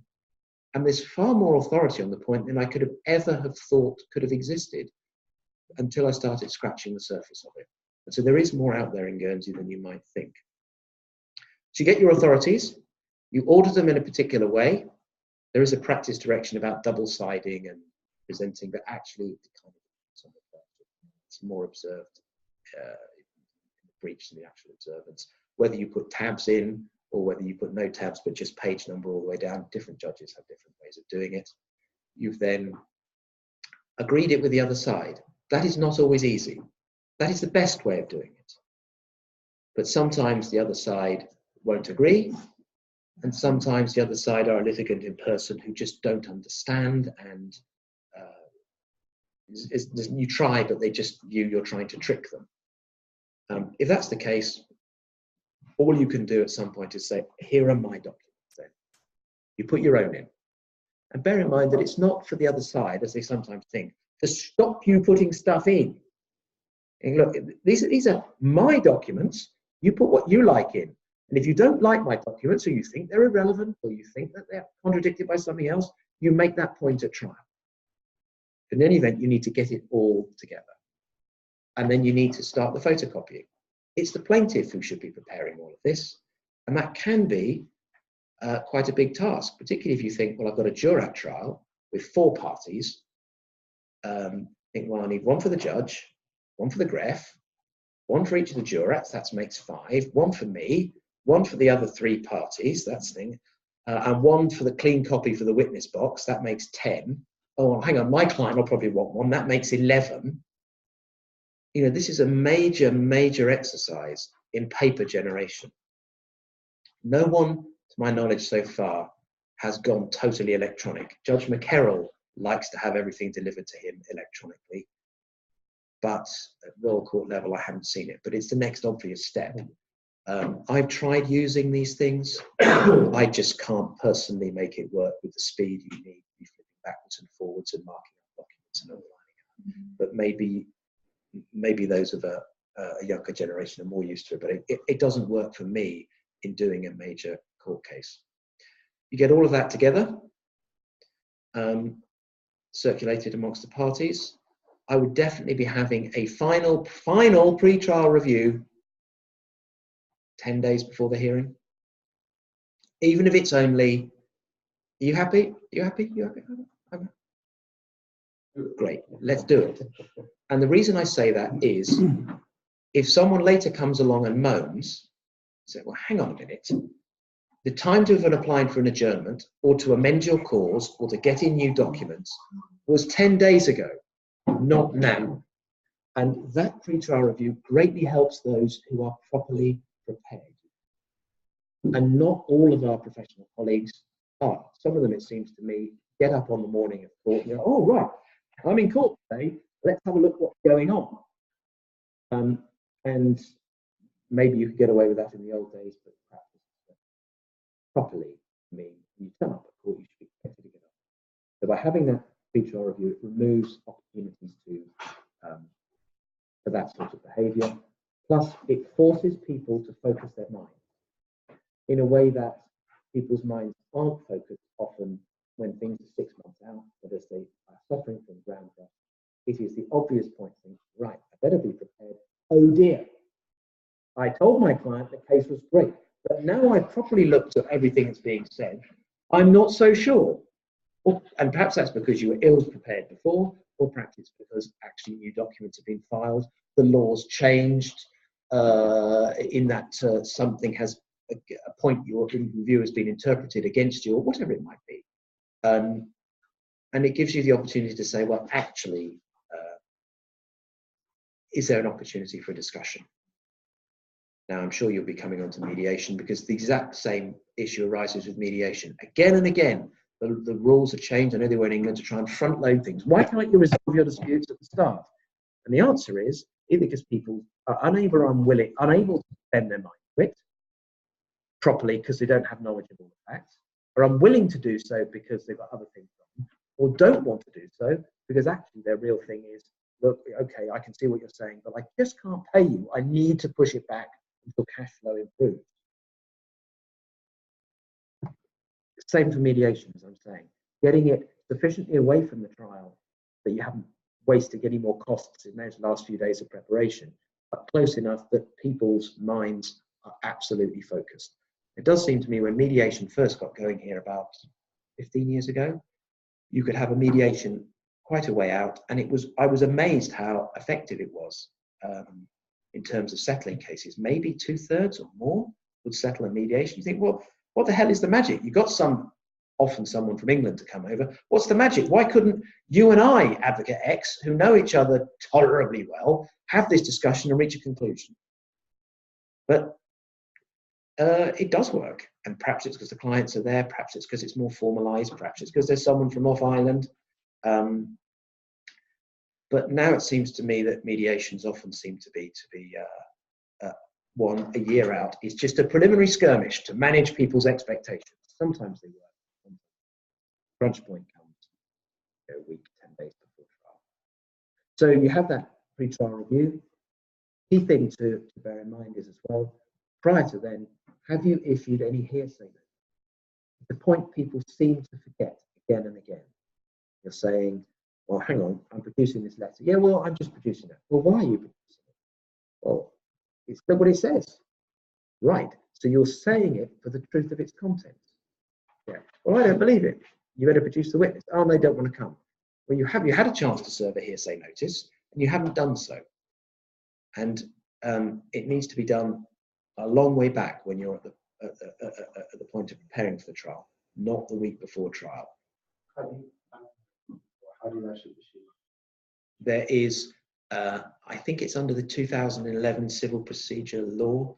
There's a process, and there's some rules under that as well, which talks about the effect of the hearsay notice and how you go about doing it. But basically, you just issue a notice saying, a hearsay notice in respect of the statement, the letter from Blogs, who's not coming because they're dead, they're in Canada, they're unable to come, whatever it might be. No, it's by you issue an actual notice. So the other side have a chance to say, we accept it or we reject it.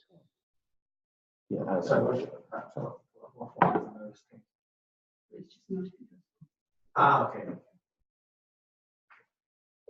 So that's all your build up, and you then you remember to summons the other side to trial. You've remembered to make sure your own expert is here the day before. You probably, if it hasn't happened before, will be having a meeting if it's a case involving experts between the two experts, because the one thing the court's bound to want is to say the two experts should meet at least on the phone and review each other's reports and try and narrow down any issues. Now, sometimes it works and sometimes it doesn't, but you should at least try. And you then get to Monday morning at trial. Plaintiff generally runs plaintiff, defendant, defendant, plaintiff. Did you want to be excused? The meeting between experts and identifying agreement and pointing out that happened much earlier on. Yes. And Yeah. to have a, sort of an agreed report and then the points of contention and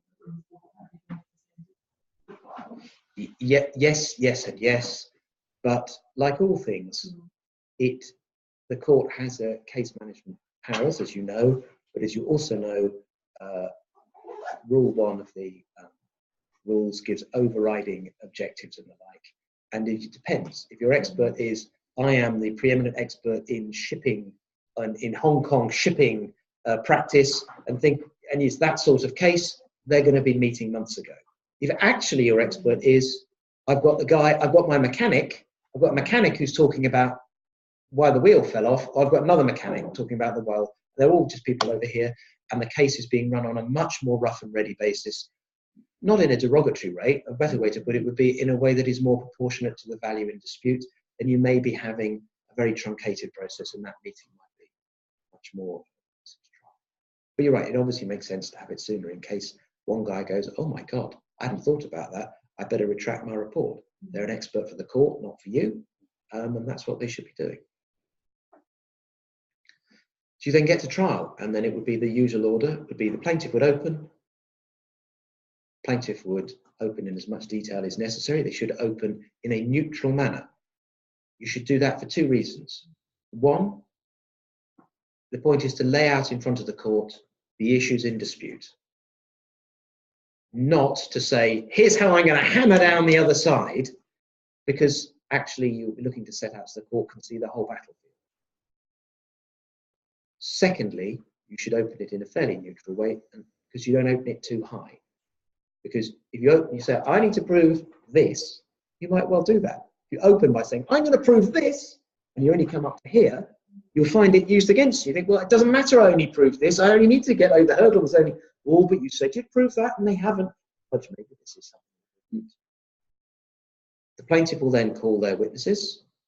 Unlike a criminal case where there's a specific thing, if a defendant is to be giving evidence in a criminal case and you're calling them, they have to come first in the defense case. The plaintiff can order their witnesses in whatever order you would like. And in a sort of just two-person case, I went to the garage and they didn't fix it or something, it doesn't really matter. But in a more complicated case, this might itself be a point you'd want to consider. For example, the court may well order, instead of plaintiff starts, calls all their witnesses, closes their case, defendant starts, calls all their witnesses, closes their case. The judge may say, well, actually, I think it's the most important thing is the best evidence is available to me and in an orderly way. So I'm going to pair witnesses. All the witnesses which are talking about X, they're going to go together. And all the witnesses are going to talk about Y, they're going to go in order together. So I've got it all orderly in my mind. Robert, you may have some view of this. I'd never even heard of this until a year or so ago. The cool thing now is your hot tub. Yeah. I've never seen it in practice where they both sit in the witness box at the same time. I can't. It's quite the range. Yeah. So I understand now. I looked at it, but I'd never even heard of it before. Cases I've been involved with, it's never actually happened. One's gone after the other, and they've clearly had a discussion amongst themselves, but it's both sitting in the witness box going, yeah, but and having a discussion. I can't see the reason why it can't work. I'm just not. Yeah, I think we talked about the exercise having a discussion before the trial. It just seems to be a bit weird that we're doing it now in the middle of the trial. I mean, I think it's Mark, you mentioned earlier on, Jake, kind of coming back to that basically, and saying that we should try and narrow down the issues and focus on what's actually contentious, and if we can do even more narrowing down by putting them both in that spotlight, we can all observe what's going on. Then, yeah, maybe it will kind of twist a few arms a bit further up the back. I mean, it makes sense. Like the court's very keen on getting the best evidence. And that means accommodating people, witnesses and what have you, in a way that you probably wouldn't do in the old days. But the important thing is that people are able to give their evidence in the best available way. That quite often means taking some of the sting out of the court process and possibly out of the cross-examination. And there's obviously a balance to be struck there. The one thing which strikes me when you're going into the trial is that you should have a few things. Now, Julia has heard me say this and will hear me say this again, but it doesn't always happen, which is if I'm going into a trial, I will, and this is probably, I must have learned it possibly even off here, I can't remember. I would say, I would want to know going into a trial, let's say it's a road traffic accident, someone's paying a person injury, but it doesn't matter what it is. And the more complicated it is, the more you need this. I'd want my case theme. I want to be able to say in one or two sentences what the hell this is all about. In a road traffic accident, it's obvious. I was on my bicycle and I was knocked off because they were going too fast. Something really like that. But in a case of a breach of BVI directors' duties in relation to the exercise of their discretion as a corporate trustee of a Moravian trust that bought something or other, someone did something with the delegated power of attorney, it all starts to get a lot more messy. And then anyone can make something that is a mess sound a mess. The skill of the advocate is to sort the wheat from the chaff and to reduce complicated principles into obvious ones. So I'd want a case theme which would put down in 1 or 2 sentences what it's about. And that is very useful because particularly when you're starting, if you get into a muddle, you can come back and say, actually, I've got judges ask me all sorts of questions. I'm terribly nervous. What the hell is going on? Right, you can reset and start from where you are.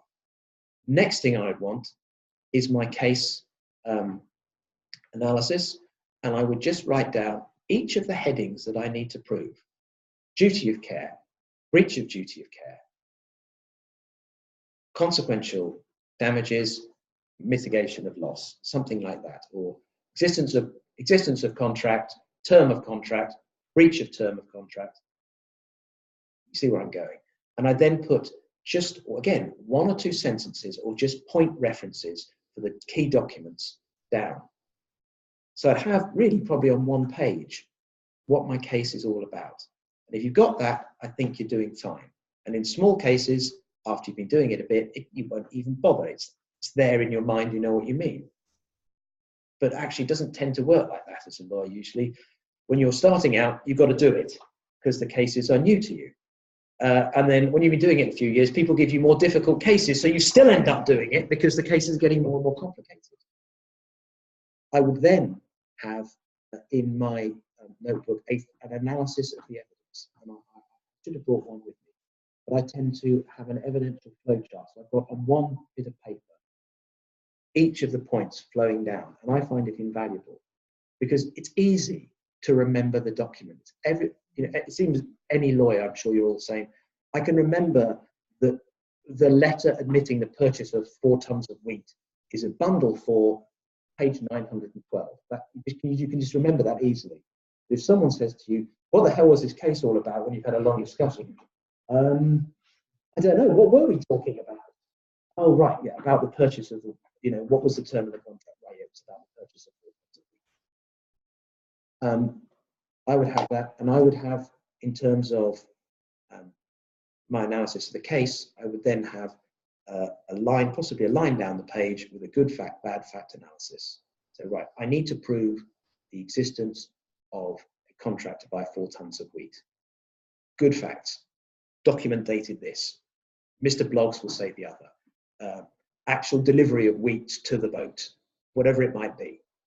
And on the other side, I'd have the bad facts, because there's going to be some, and you know what they are, because they're in the other side's pleadings. And I'd write them down. And I'd always want to know, from every bad fact, there should be an arrow pointing across to the good fact side of the page. And if there isn't, you've got a problem. Now, maybe you just say these 2 versions are irreconcilable, Judge. Someone's lying, someone's so fundamentally mistaken. But if you've got an arrow for a fact that the other side have got to which you've got no answer, you've got a problem. And I go through that. That's my detailed analysis. And if you go down that process, it means you don't forget anything. Because it's so easy to get particularly a bigger case, you're stuck into proving negligence. And you've gone all over it, and you breach a director's duty or whatever it might be, and you don't actually bother to think, well, hang on, yeah, but was it causative of the loss? Oh, no, we've got 15 bundles on breach of director's duty, and look at all this stuff on loss. Now, the Emerald Bay case is an example of that, because there we had a 60-page judgment from the deputy bailiff. Pages, sort of 1 to 32 dealt with breach, and pages 32 and a half to 60 dealt with consequential loss and mitigation and the like. Half a page dealt with causation. And he said, well, the parties have only dealt with this briefly. No, we haven't. And actually, we then went up to Court of Appeal and they said there was no causation. And the whole thing was overturned. But if you've done by breaking down each of the elements in your preparation for trial, in your trial notebook and in your opening, you'll be hearing yourself saying, I recognise each of the elements I need to prove, and here's how I do it. Now, obviously, that'll be in your skeleton in advance. I say obviously, depends on the type of case. If you're involved in a petty debts case, it certainly won't be. You're involved in that, you just turn up and get on with it. In a smaller civil case, again, it might not be like that. You'll just have to turn up and get on. And I can actually see, I've got no inside knowledge of this, that actually Guernsey Justice petty debts works pretty well. Actually, it's quick, it's cheap, and it's suitable for the type of thing. Really heavy civil gets done well, it gets attention of firms who can manage it and do it properly. But cases in the middle, 25 grand, it's become disproportionate. And I can see the court is going to have to, at some point, either say, we're going to increase the petty debt limit to 25 grand, or whatever. We're going to say, actually, we're going to abolish the petty debts court. It's an artificial limit. Everything comes to the court, and I, the judge, am just going to allocate such time and resources as are appropriate to the case. And I'm just going to have a big debt list on Tuesday morning. Boom, boom, boom, boom, boom.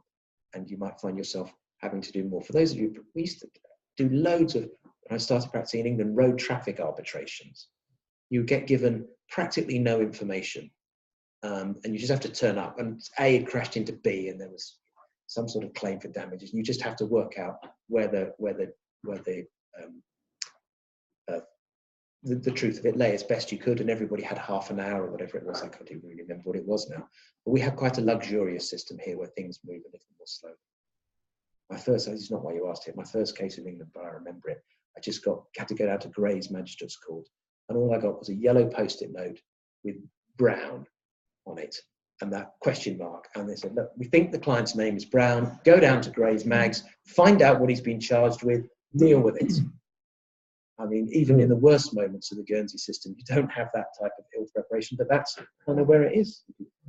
Great days. So you have your trial, you're prepared in the way I said, and I recommend. Plaintiff opens, not too high, calls their witnesses, you cross-examine. Tends to work if it's in the judge's discretion, the order of cross-examination, the like. But if you have more than one defendant, it tends to be D1 would go first, unless the parties have discussed it amongst themselves.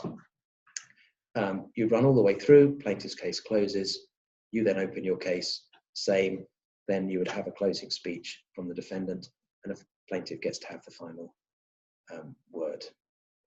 Closing speeches are difficult, or easy, depending on how you think about it. But the thing to watch is, quite properly, you may have run your trial, and the judge said, well, I hear closing speeches. Yes.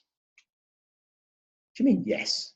I need to think about it. We just had 3 days worth of evidence. The judge will say, well, you must be ready to go. I'll give you half an hour to gather your thoughts. But in any event, sometimes there is, but often it's not, there isn't. There's no, well, we'll come back after the weekend. We'll take your submissions. It shouldn't be necessary. You should have written your closing speech in advance. Now, depending on the nature of the thing, actually, your opening speech will be, Judge, this is what I'm going to show you. You're just reading out. You've got your case analysis, you've got your case theme, you've got your case analysis, you've got your analysis of what the evidence is. You summarize that in broad terms in your opening. You use that good fact, bad fact analysis to work out, what do I want from this witness? I see he appears in 4 places. Here for facts I need to prove. I'm going to ask him about that. You tick them off.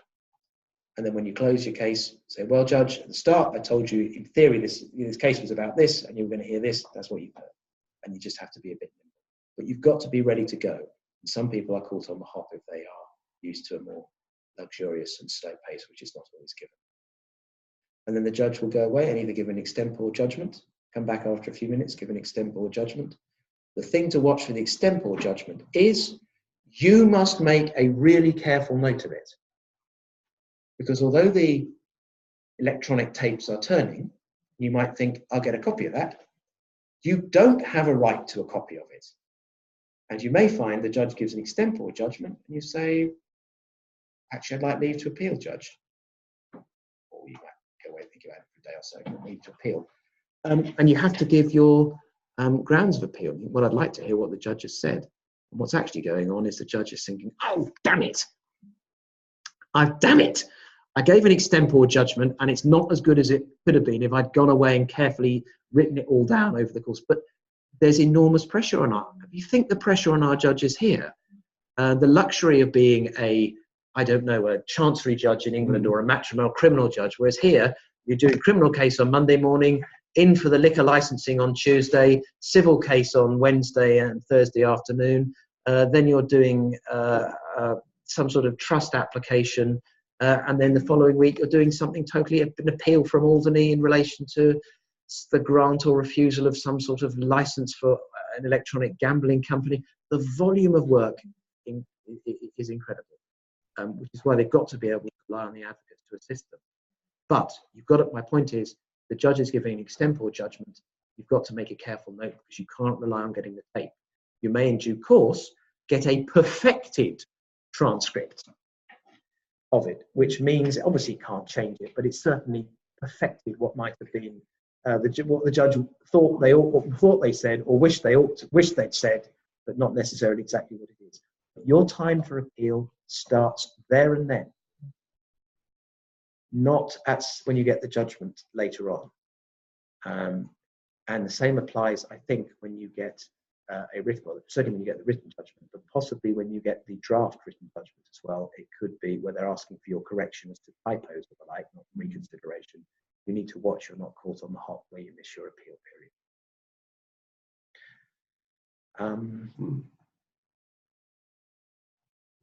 Yeah, Robert, I'm sorry I started talking again and can't stop. No, that's fantastic. I wanted to just talk about possibly your point about the relevant and irrelevant contents in the trial bundle. Is that the sort of thing that could lead to the court adopting an issues-based costs order? So on that particular point. Yes, they can and do make issue-based cost orders, and it's right that they should do so. It can get quite messy. Obviously, so, well, I won on this, and it's often used as a stupid negotiating tactic. Yeah, well, look, basically, you had a crushing defeat. But we won on this, and you didn't prove the other, and therefore, and then you basically spend a few £1,000s haggling with the other side.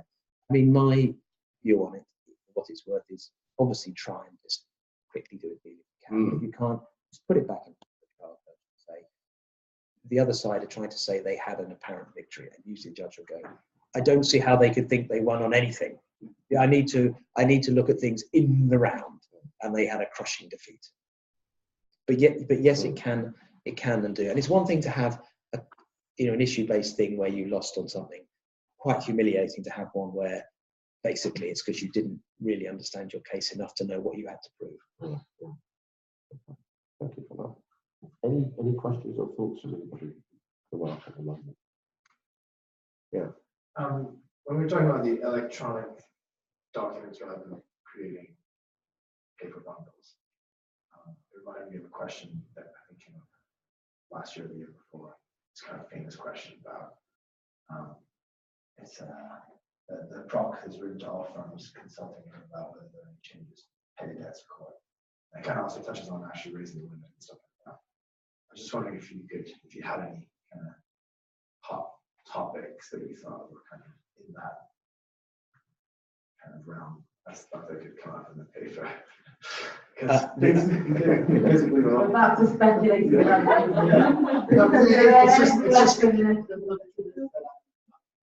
not something that I can put my mind to. Even if you just said 2 or 3 things that you think could be a question like that. That would just give us. So I would wait until next year, closer to the exam, see what's come up in the last 12 months, and use that to form your basis. The obvious ones that would be to me, because sometimes talking to people who've set exams in the past, they're merely saying, well, I wanted to see if anyone had any good ideas. And the obvious ones that seem to me would be, do we go about amending Privy Council, what you need to appeal to the Privy Council? You do need to achieve a balance between not allowing people to waste time and money. And some of them are, if you get hold of someone who has become slightly unhinged by the litigation, it's a nightmare if you're involved in them, That's an obvious one. The other obvious one is Mackenzie Friend, because that's, and rights of audience, that's coming up. The use If of, you have the hearing in December, you do a written judgment on that. Because of those issues. I don't know when that's coming up, but yes, I Yeah. guess so, unless it's appealed on because it's an point of public importance. The use of electronic discovery, I know that's come up in the past. That's the next obvious one. Discovery is an absolute nightmare. I wonder if actually we've been in the sweet spot for it, because previously it was fairly modest. No one really, you got the contract or what have you. We've now got to the point where so much noise is generated and tens, hundreds, millions of pounds are spent on discovery, chasing down every mobile phone, every possible computer and laptop, and every single person who might do it, and all the search, but yet you're turning over the pages and charging a fortune. Oh my God, some of the bills are just obscene. But maybe that, and obscene, depends on whether you're the receiving of the benefit of that or paying it. But now, you know, the power of some of these electronic discovery, not just electronic discovery where you're saying, pick out every word with, we had a lecture on it, sure you've had them till you're blue in the face. My example was they're going to say, look, it's not every time it says sausage in a document, you can pick up now the concept. So it will pick up sort of banger, snorker, every sort of euphemism. It will be picking it up in concept, fried food, cooking. And when you can agree these things, you can really narrow it down, because discovery is just getting out of hand, and it's actually destroying people's access to justice because of the cost of it. I can see the court being interested in that and going paper-free when our current bailiff retires and our new deputy bailiff, I'm sure, will become the bailiff. I can see that he's someone who may be looking to say, well, now's a chance to make some changes, and perhaps going increasingly electronic. We've already got electronic filing at the Gref. I'm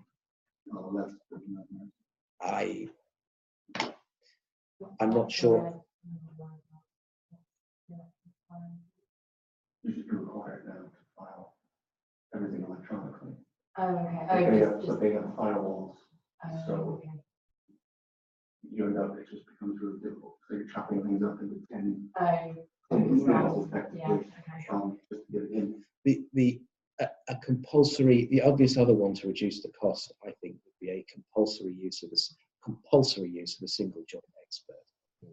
Whereas at the minute, as you know, you could shop around and around and around till you find someone who'll say what you want them to say, which is, I'm not sure really what really an expert's all about. But I can see that would become.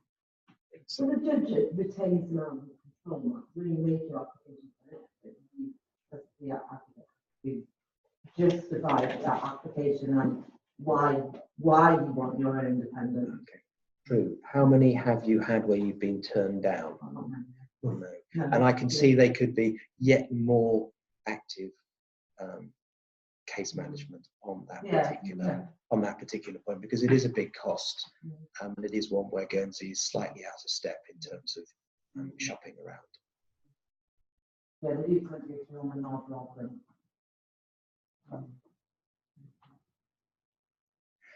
And the next obvious one is I did a trial, or Julia and I did a trial 2 or 3 months ago now, where actually the defendant appeared throughout just by Skype from where they were in France. I personally thought it was crazy that you as a defendant wouldn't, when the amount of money involved was a life-changing amount for this particular circumstances of this particular people, you wouldn't want to be there. But they didn't want to be there. But actually it worked surprisingly well. And the physical presence of everyone in court, I mean, we probably have luxurious here that a lot of us are here, and we could just get on with it. But that's another obvious one where the court could make a lot more use of it. Like, why do we always have to traipse and hang around outside the court? You could just pick up your desk and there you go. But it doesn't really hit us quite so much here, and the physical distances are small. No, because in England there's plenty of people all video. Yeah, that's not.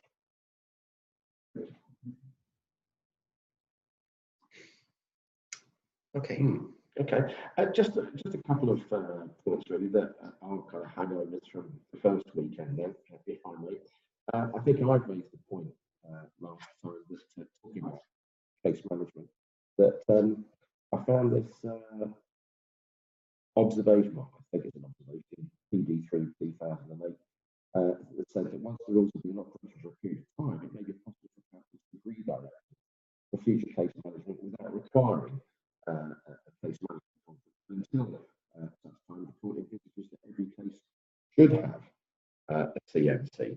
And I think the question that I threw out to these guys last time was, what did they think about whether we were there yet, or whether we were still having CMCs pretty much wall to wall?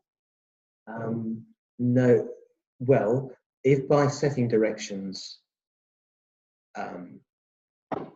so directions are always sought. It's slightly odd in the rules, as you know, that it seems to imply you should have 2 hearings, one to set a date for a CMC and then to set a CMC. Again, it's ridiculous, really. And I had this with the deputy bailiff, because it's for the plaintiff to apply, and the case I was involved with, the plaintiff hadn't applied, so I applied. I'm not sure what power you've got to apply for a case management conference. And George, I had not anticipated I had to make an argument that we were entitled to move the case forward. And in fairness, he said, let's just move on with this then. But nearly all seem to be dealt with now if someone's represented on the other side by a written statement, discovery, by agreement, and then that's just passed forward and then becomes a consent order rather than going, rather than attending and arguing. But obviously it depends on the opponent on the other side, and it depends on the circumstances of the case. But yes, I would anticipate nearly all cases have them done virtually straight away, which is why there's been such a huge movement forward of litigation in a way that there never was in the past. Things used to get stuck and bunged up forever, but that doesn't tend to happen, doesn't tend to really happen. Okay. Thank you for that. And I think my only other point was really to do with we were looking at payments into court and offers to settle, call to bank letters, and just if you could offer any thoughts on whether they have individual unique benefits for a party to use, or whether one of them kind of stands out head and shoulders, or it's just a kind of tactical decision that's being made. So is it Rule 62 payment? Yeah. 62. Yeah. So I think the difference is, so this is what I've always thought. You hardly ever make a payment in. Why would you? And the answer is, if it can be said that a payment, an offer to settle, was of doubt as to its creditworthiness, then a payment in resolves that.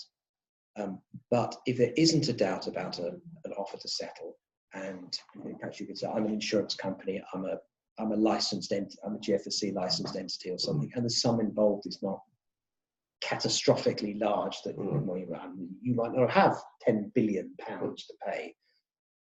Payments in are hardly ever made, and you can make so therefore they're hardly ever used. A formal offer to settle pursuant to the rules, which has to meet certain criteria, including lodging as a breath and all that sort of thing, is used obviously quite a lot. But what's probably used in the overwhelming amount of cases is simply a without prejudice saves the cost letter, send it to the other side, we won't take £10, we'll pay you £4. No, £6. And it just like that. And the only difference is between the one formally complying with Rule 62, as I understand it, is the court must have regard to the fact of the letter of the offer to settle, whereas something that's just written without prejudice and vice versa, the court may have regard to it. Have I ever seen any difference in practice? No. Do you think that the offer to settle puts, I think it's kind of one factor. Cost is always at discretion of the court, it doesn't really matter. Have you seen in your practice the court more amenable to a indemnity cost order when there's Priscilla put in the court rule 62 offer. So that my point was, I don't think there's a difference between a letter done formally lodged at the court under Rule 62 and just a letter written to the other side. I think the court, my experience, just treats them as the same. In relation to you failed to beat a payment in, you failed to beat an offer to settle, then no, I don't think that. I don't think that amounts to unreasonable and all the other four words used in the relevant test as to amount to something that would warrant indemnity costs. It's certainly been argued. It was tried in a personal injury case, I think. Was it a medical negligence case? Vardra, that's right, yeah. And because you were for Ozan's, and we'd had a trial, and I'd represented the plaintiff. Yeah, we had a trial. I'd represented the plaintiff. We'd lost, and then, or had we withdrawn? I can't remember now. And there'd been some sort of threatening letter saying, unless you withdraw, you're gonna lose at trial, and it's all going to be outrageous. I mean, the usual. No, it's that's the nature of the beast. You go to court, someone wins, someone loses, and that is just the normal part of the process. I mean, it must be possible to envisage some circumstances where your allegation is so outrageous that it's bound to lose. But I don't see why that would be different from the court saying whether you made an offer to settle or not. Say you made an outrageous allegation, it was unreasonable, you were bound to lose, and not only am I going to award costs, I'm going to award them on an indemnity basis. I think it's really the part of it's a mutual indemnity. Yeah, that's why. So there's a that's part of English practice. That's an English practice. And the part of those rules, if you don't beat the offer, cost from that point. Okay, so there is statutory. Yeah, I have not seen that applied here. Which makes, when you get part of in England, that makes it more attractive to make them an answer who's the receiving party. That just brings to mind another point of practice, which is, you're obviously familiar with English practice. My knowledge of that is many years out of date. Yeah. But we all tend to think in our own little bubble about legal things, and tend to think, particularly as I say, between comparative Western jurisdictions, that pretty much we're all going down the same route. But there can be some surprising differences. I had a hearing that went to trial a while ago, and it was a fairly unremarkable dispute in my view, and it was proceeding on, and then we got to court, and I think it was the day before court actually, and we were just saying, well, okay, we'll go in there and blah blah, and the trial will happen, and it's just a perfectly ordinary, and then it's suddenly the client, well, what do you mean the public can come in? Well, it's an ordinary trial. I don't understand. An ordinary trial must mean it's held in public and must be held in private. No trials are held in private of this sort. And there'd been a total disconnect. It hadn't even occurred to me to properly advise. And fortunately, it didn't matter. It was just but the client was a bit, and it hadn't occurred to me that things would be different from where they are. And I pass on that humiliating moment so that you can learn from my failure. And I will, just before I leave in a few minutes, I'll pass on my worst ever moment of advocacy again, so you can all laugh at me, but learn from my experience as well. So yeah, does that answer our Rule 62 question? Yes. Follow through what you're saying, the only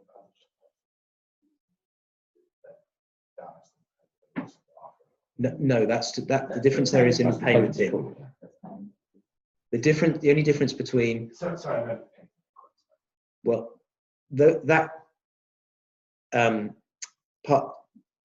60, Rule 62 of our 2007 rules is envisaging two separate things. One, payment in. Only advantages if there's a creditworthiness question over the person making the offer. If I discontinue the trial, how the hell do I know you're going to be good for the money? The difference is between making using the formalised process of a letter and lodged at the Gref and what have you, is the court shall, must, I forget the word, take it into account. Whereas if you just write backwards and forwards between the two parties, just writing without prejudice saves the costs, the court may have regard. But in practice, I haven't seen a difference applied in practice between the two. Although obviously, if you've got the time, the first one gives you that extra degree of protection. But would it settlement payment after withdrawal proceedings and so on happen more or less simultaneously? Well, you can see that. So yes, I guess that's why I'm wondering why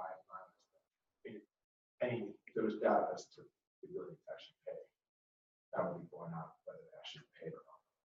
So I'm just wondering. okay, so I am a third-tier trust company with 2 struck-off directors and 2 remaining, and you're suing me, and I say, okay, we'll pay you 4 million quid.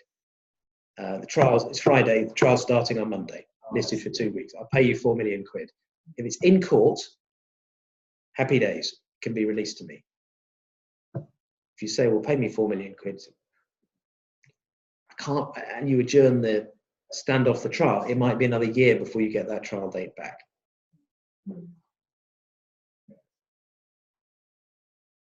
Or sometimes offers to settle, of course, we come back to the commercial realities, which we sometimes forget as lawyers, which is, cash flow is the lifeblood of any business. And you're saying, I can't pay you 4 million quid, but I can pay you £100,000 a month, whatever, for the next 3 years until the debt is cleared. And then you're going, I really am now dependent on the credit worthiness. At which point you will do what? You try and use a securities interest law to securitize the income stream or that particular defendant's bank account. Good point of practice can really improve your position as a plaintiff. We had one where we were suing someone and they did something, and I think they had an income stream. They had the right to put all the posters up on the motorways in Hungary, I think. Anyway, we securitized the income stream off the posters of this Hungarian motorway to settle our debt, which otherwise, had we just, judgment lost it, I'm sure it would have been lost in the midst of arguments and other problems, as we got our mitts on that income stream. Okay. Well, I think if we're done with questions,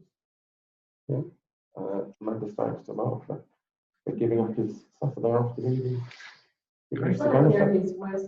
Oh yeah. Just so I can check though, Still on tenterhooks, yeah. Am I seeing? Because this is the first year of the new rating, so we're all slightly feeling our way.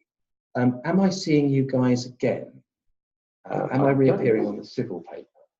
So you've got on the criminal paper. On the civil paper, is there another lecture series or? No. This is our second weekend. Yeah. That's that. Then next weekend we've got ethics and money laundering. Because if it had worked properly, I might have come for the first weekend as well, right, if need to be. And you've got my colleague Elaine Gray coming tomorrow. Is she coming tomorrow? Because I was told that it was you rather than her. No, I'm sure she's coming tomorrow. Okay, good. And if she doesn't turn up, I will write down my number and I can come down. I think I've got it anyway. But I think if you want to, we're able to take some time when we come to revision next year. I think that we would all really appreciate it. Yeah. Okay, well, perhaps I could leave it then that Julia will think about it if needs be.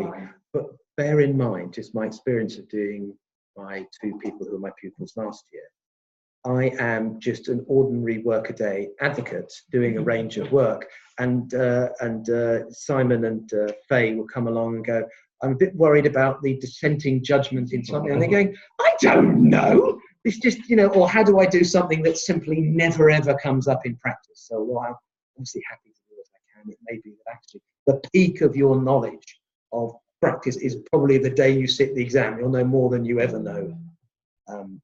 Usually. Okay, well look, so that's great on that. I may see you on the criminal side, which is that you lecturing that. Okay, well I will see those of you doing, is anyone doing the criminal paper? Okay, well I'll see both of you then. And so my worst ever moment, of which there have been many, many, was in England, thank goodness. And in Nottingham, they have a very big combined court centre in Nottingham, absolutely packed. And I was in there involved in, I think it was a burglary trial, and there were 4 people charged with burglary, and they all had separate lawyers, and went up and being prosecuted, and I must have been, I think it was last on the indictment anyway. I was getting quite enthusiastic in cross-examining a police officer who must have done something, and the obvious and hopeless line of cross-examination was to try and get the guy to say yes to something. And come on, well, the answer is yes or no, officer. Well, look, you're an intelligent man, officer. I think it was going nowhere, absolutely nowhere. It was examining crossly rather than cross-examining. It was all that you didn't do. And the court was packed. There were 4 defendants and all their friends and family, and all these other barristers. And it was all there. And I was obviously thinking, look how wonderful I am. It's just like it is on the telly.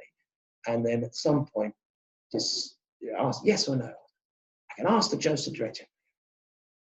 And the officer just stops. And of course, that's great, because in an environment where there's usually a lot of talking, when there's silence, suddenly everyone gets uncomfortable. He just stops.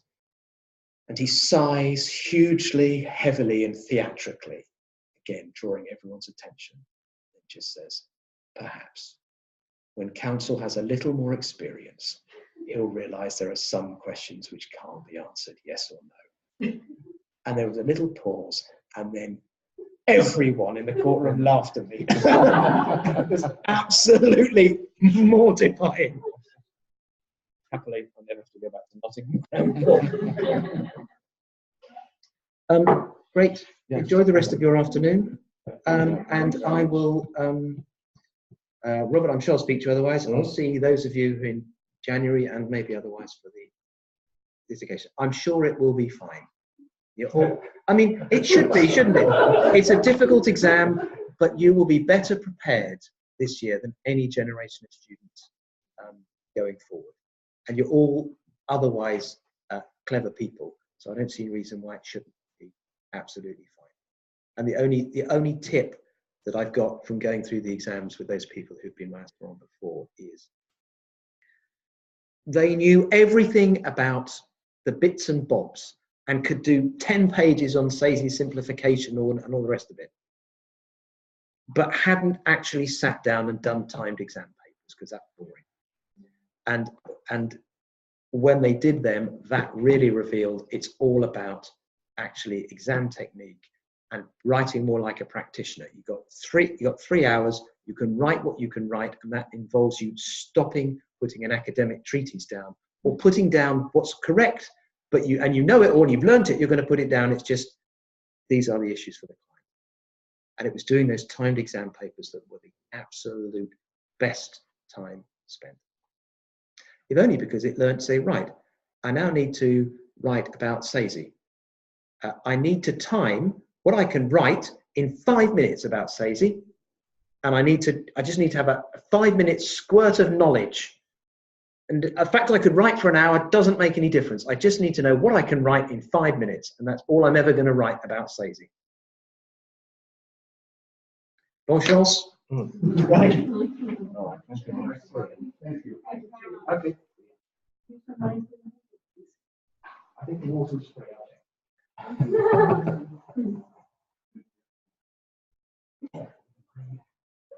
Right. Cheers, mate.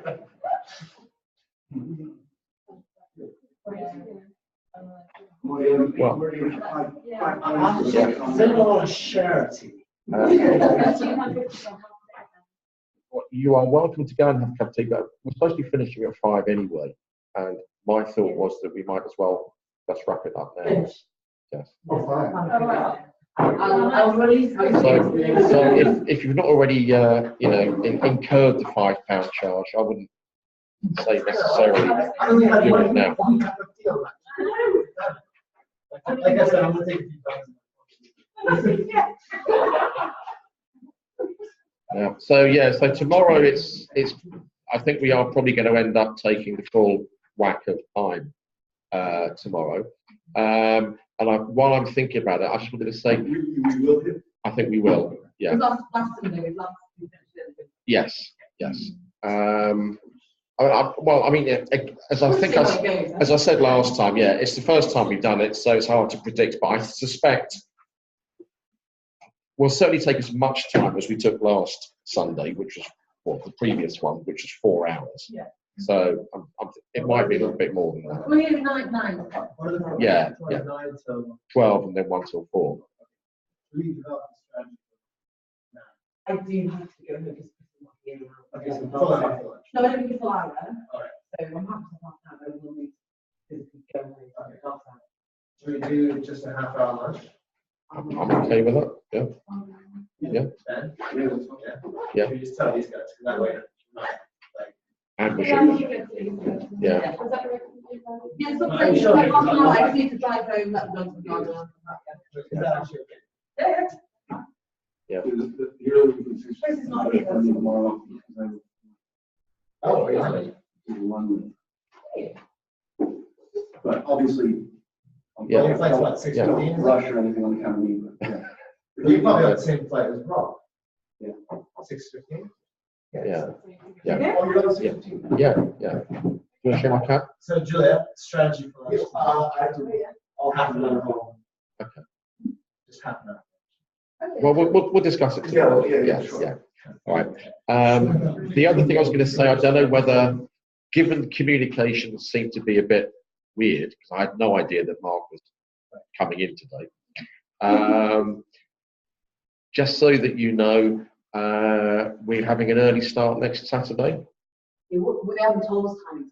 No, well, what happened was on, I think, Monday or Tuesday, I had an email from Jersey saying, what flight can you get on the Friday the 14th, so that we can get in a full day on the Saturday? To which I replied, sorry, what full day on the Saturday? I thought we were just doing the 2 till 5 and then the 6 hours on the Sunday. So no, we want a full day on the Saturday. So the short answer is, I'm not making any flight on Friday the 14th because I've got other things that I've arranged to do. Really? I've got a life. Yeah. But I did say, having checked on the flight times, that I was prepared to fly over on the first flight, which is something like 8:30.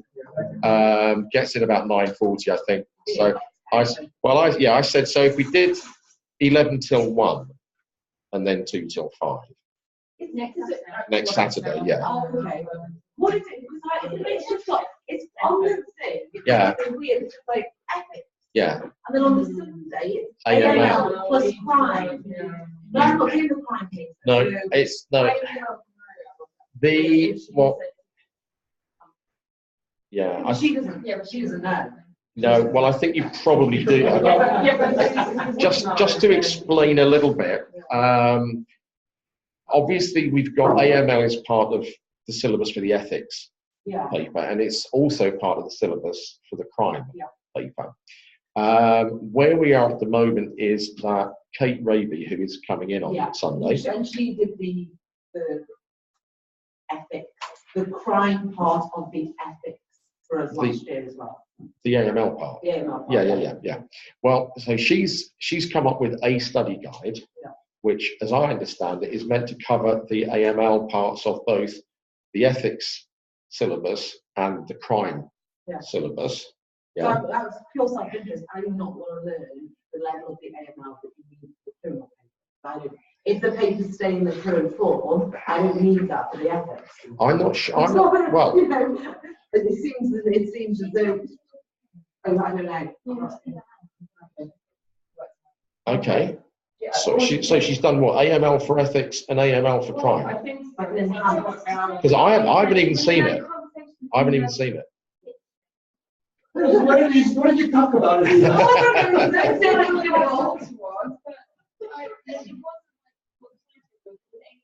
Yeah. Thing. Yeah. There's a separate, I'm doing it for criminals who had to ethics paper. And Which she said, makes sense. and she said to me, if you're not doing the criminal paper, there'll be a bit that you don't need to know. Yeah. Which was, but that was like June, July. Yeah. I haven't fancying and have that same conversation again. Well, I think that even if she's here and she says, and now I'm going to do the bit that you probably need for the ethics part, and then we will talk in more detail about the crime. Then and you I'll can say, go. Can I go home? Yes. Yeah, but it's the other way around, you're rocking up. Well, But we can, yeah. we It would be can, nice to know. Yeah. I'll see if I can find out how she's planning to organise the Sunday. She's got the 6 hours on Sunday. And so the question is Do she you want to teaching? teach them? but we could talk about it again on Saturday. Yeah. Next Saturday. Yes. You'll definitely know by then, right? Well.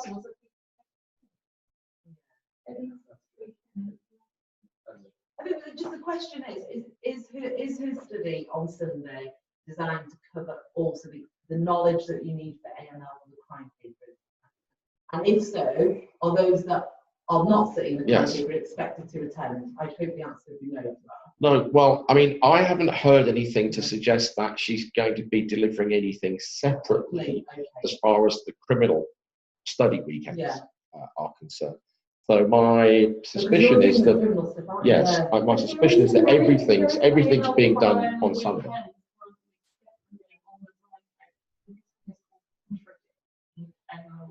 Mm, yeah. So perhaps this is the general weekend for everyone, and then the AML weekend every is the criminal. So I don't want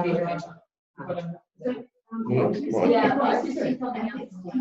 Yes, Is this coming Saturday the only one that you expect to do in it? that's my understanding, yes. Yeah. Yeah, we come this Saturday, yeah. Everyone on Saturday, Sunday. Then you've got time to work. Well, maybe I need to see what, because if she's a tutor, then she'll have in mind what she's going to be delivering. Well, for if papers, you've I got think. something scheduled for February, that won't be me. So if it says it's criminal, presumably it's going to be AML, and it will be her. No, it won't be me. So presumably she's doing that separately, because I don't have anything for February in my diary for here. But it was at some point I didn't put in my diary. Yeah. What time does Sunday start? Well, I'm assuming it's as per usual, 9 o'clock. Are you doing the Sunday? No, next Sunday? No, I am going to be here. So I'm told by Jersey as an observer. They've let me stay here to observe, which is very good of them. But they're cutting my observation short at 12 o'clock, I think. They've booked me onto some flight, I don't know. But anyway, no, she said, I booked you onto the early flight because you won't want to be there for the whole thing. Oh, really? Well, thanks for asking me. But, yeah. It's tomorrow, 9 o'clock. Yeah, it's tomorrow, yeah. Oh, yeah. Yeah,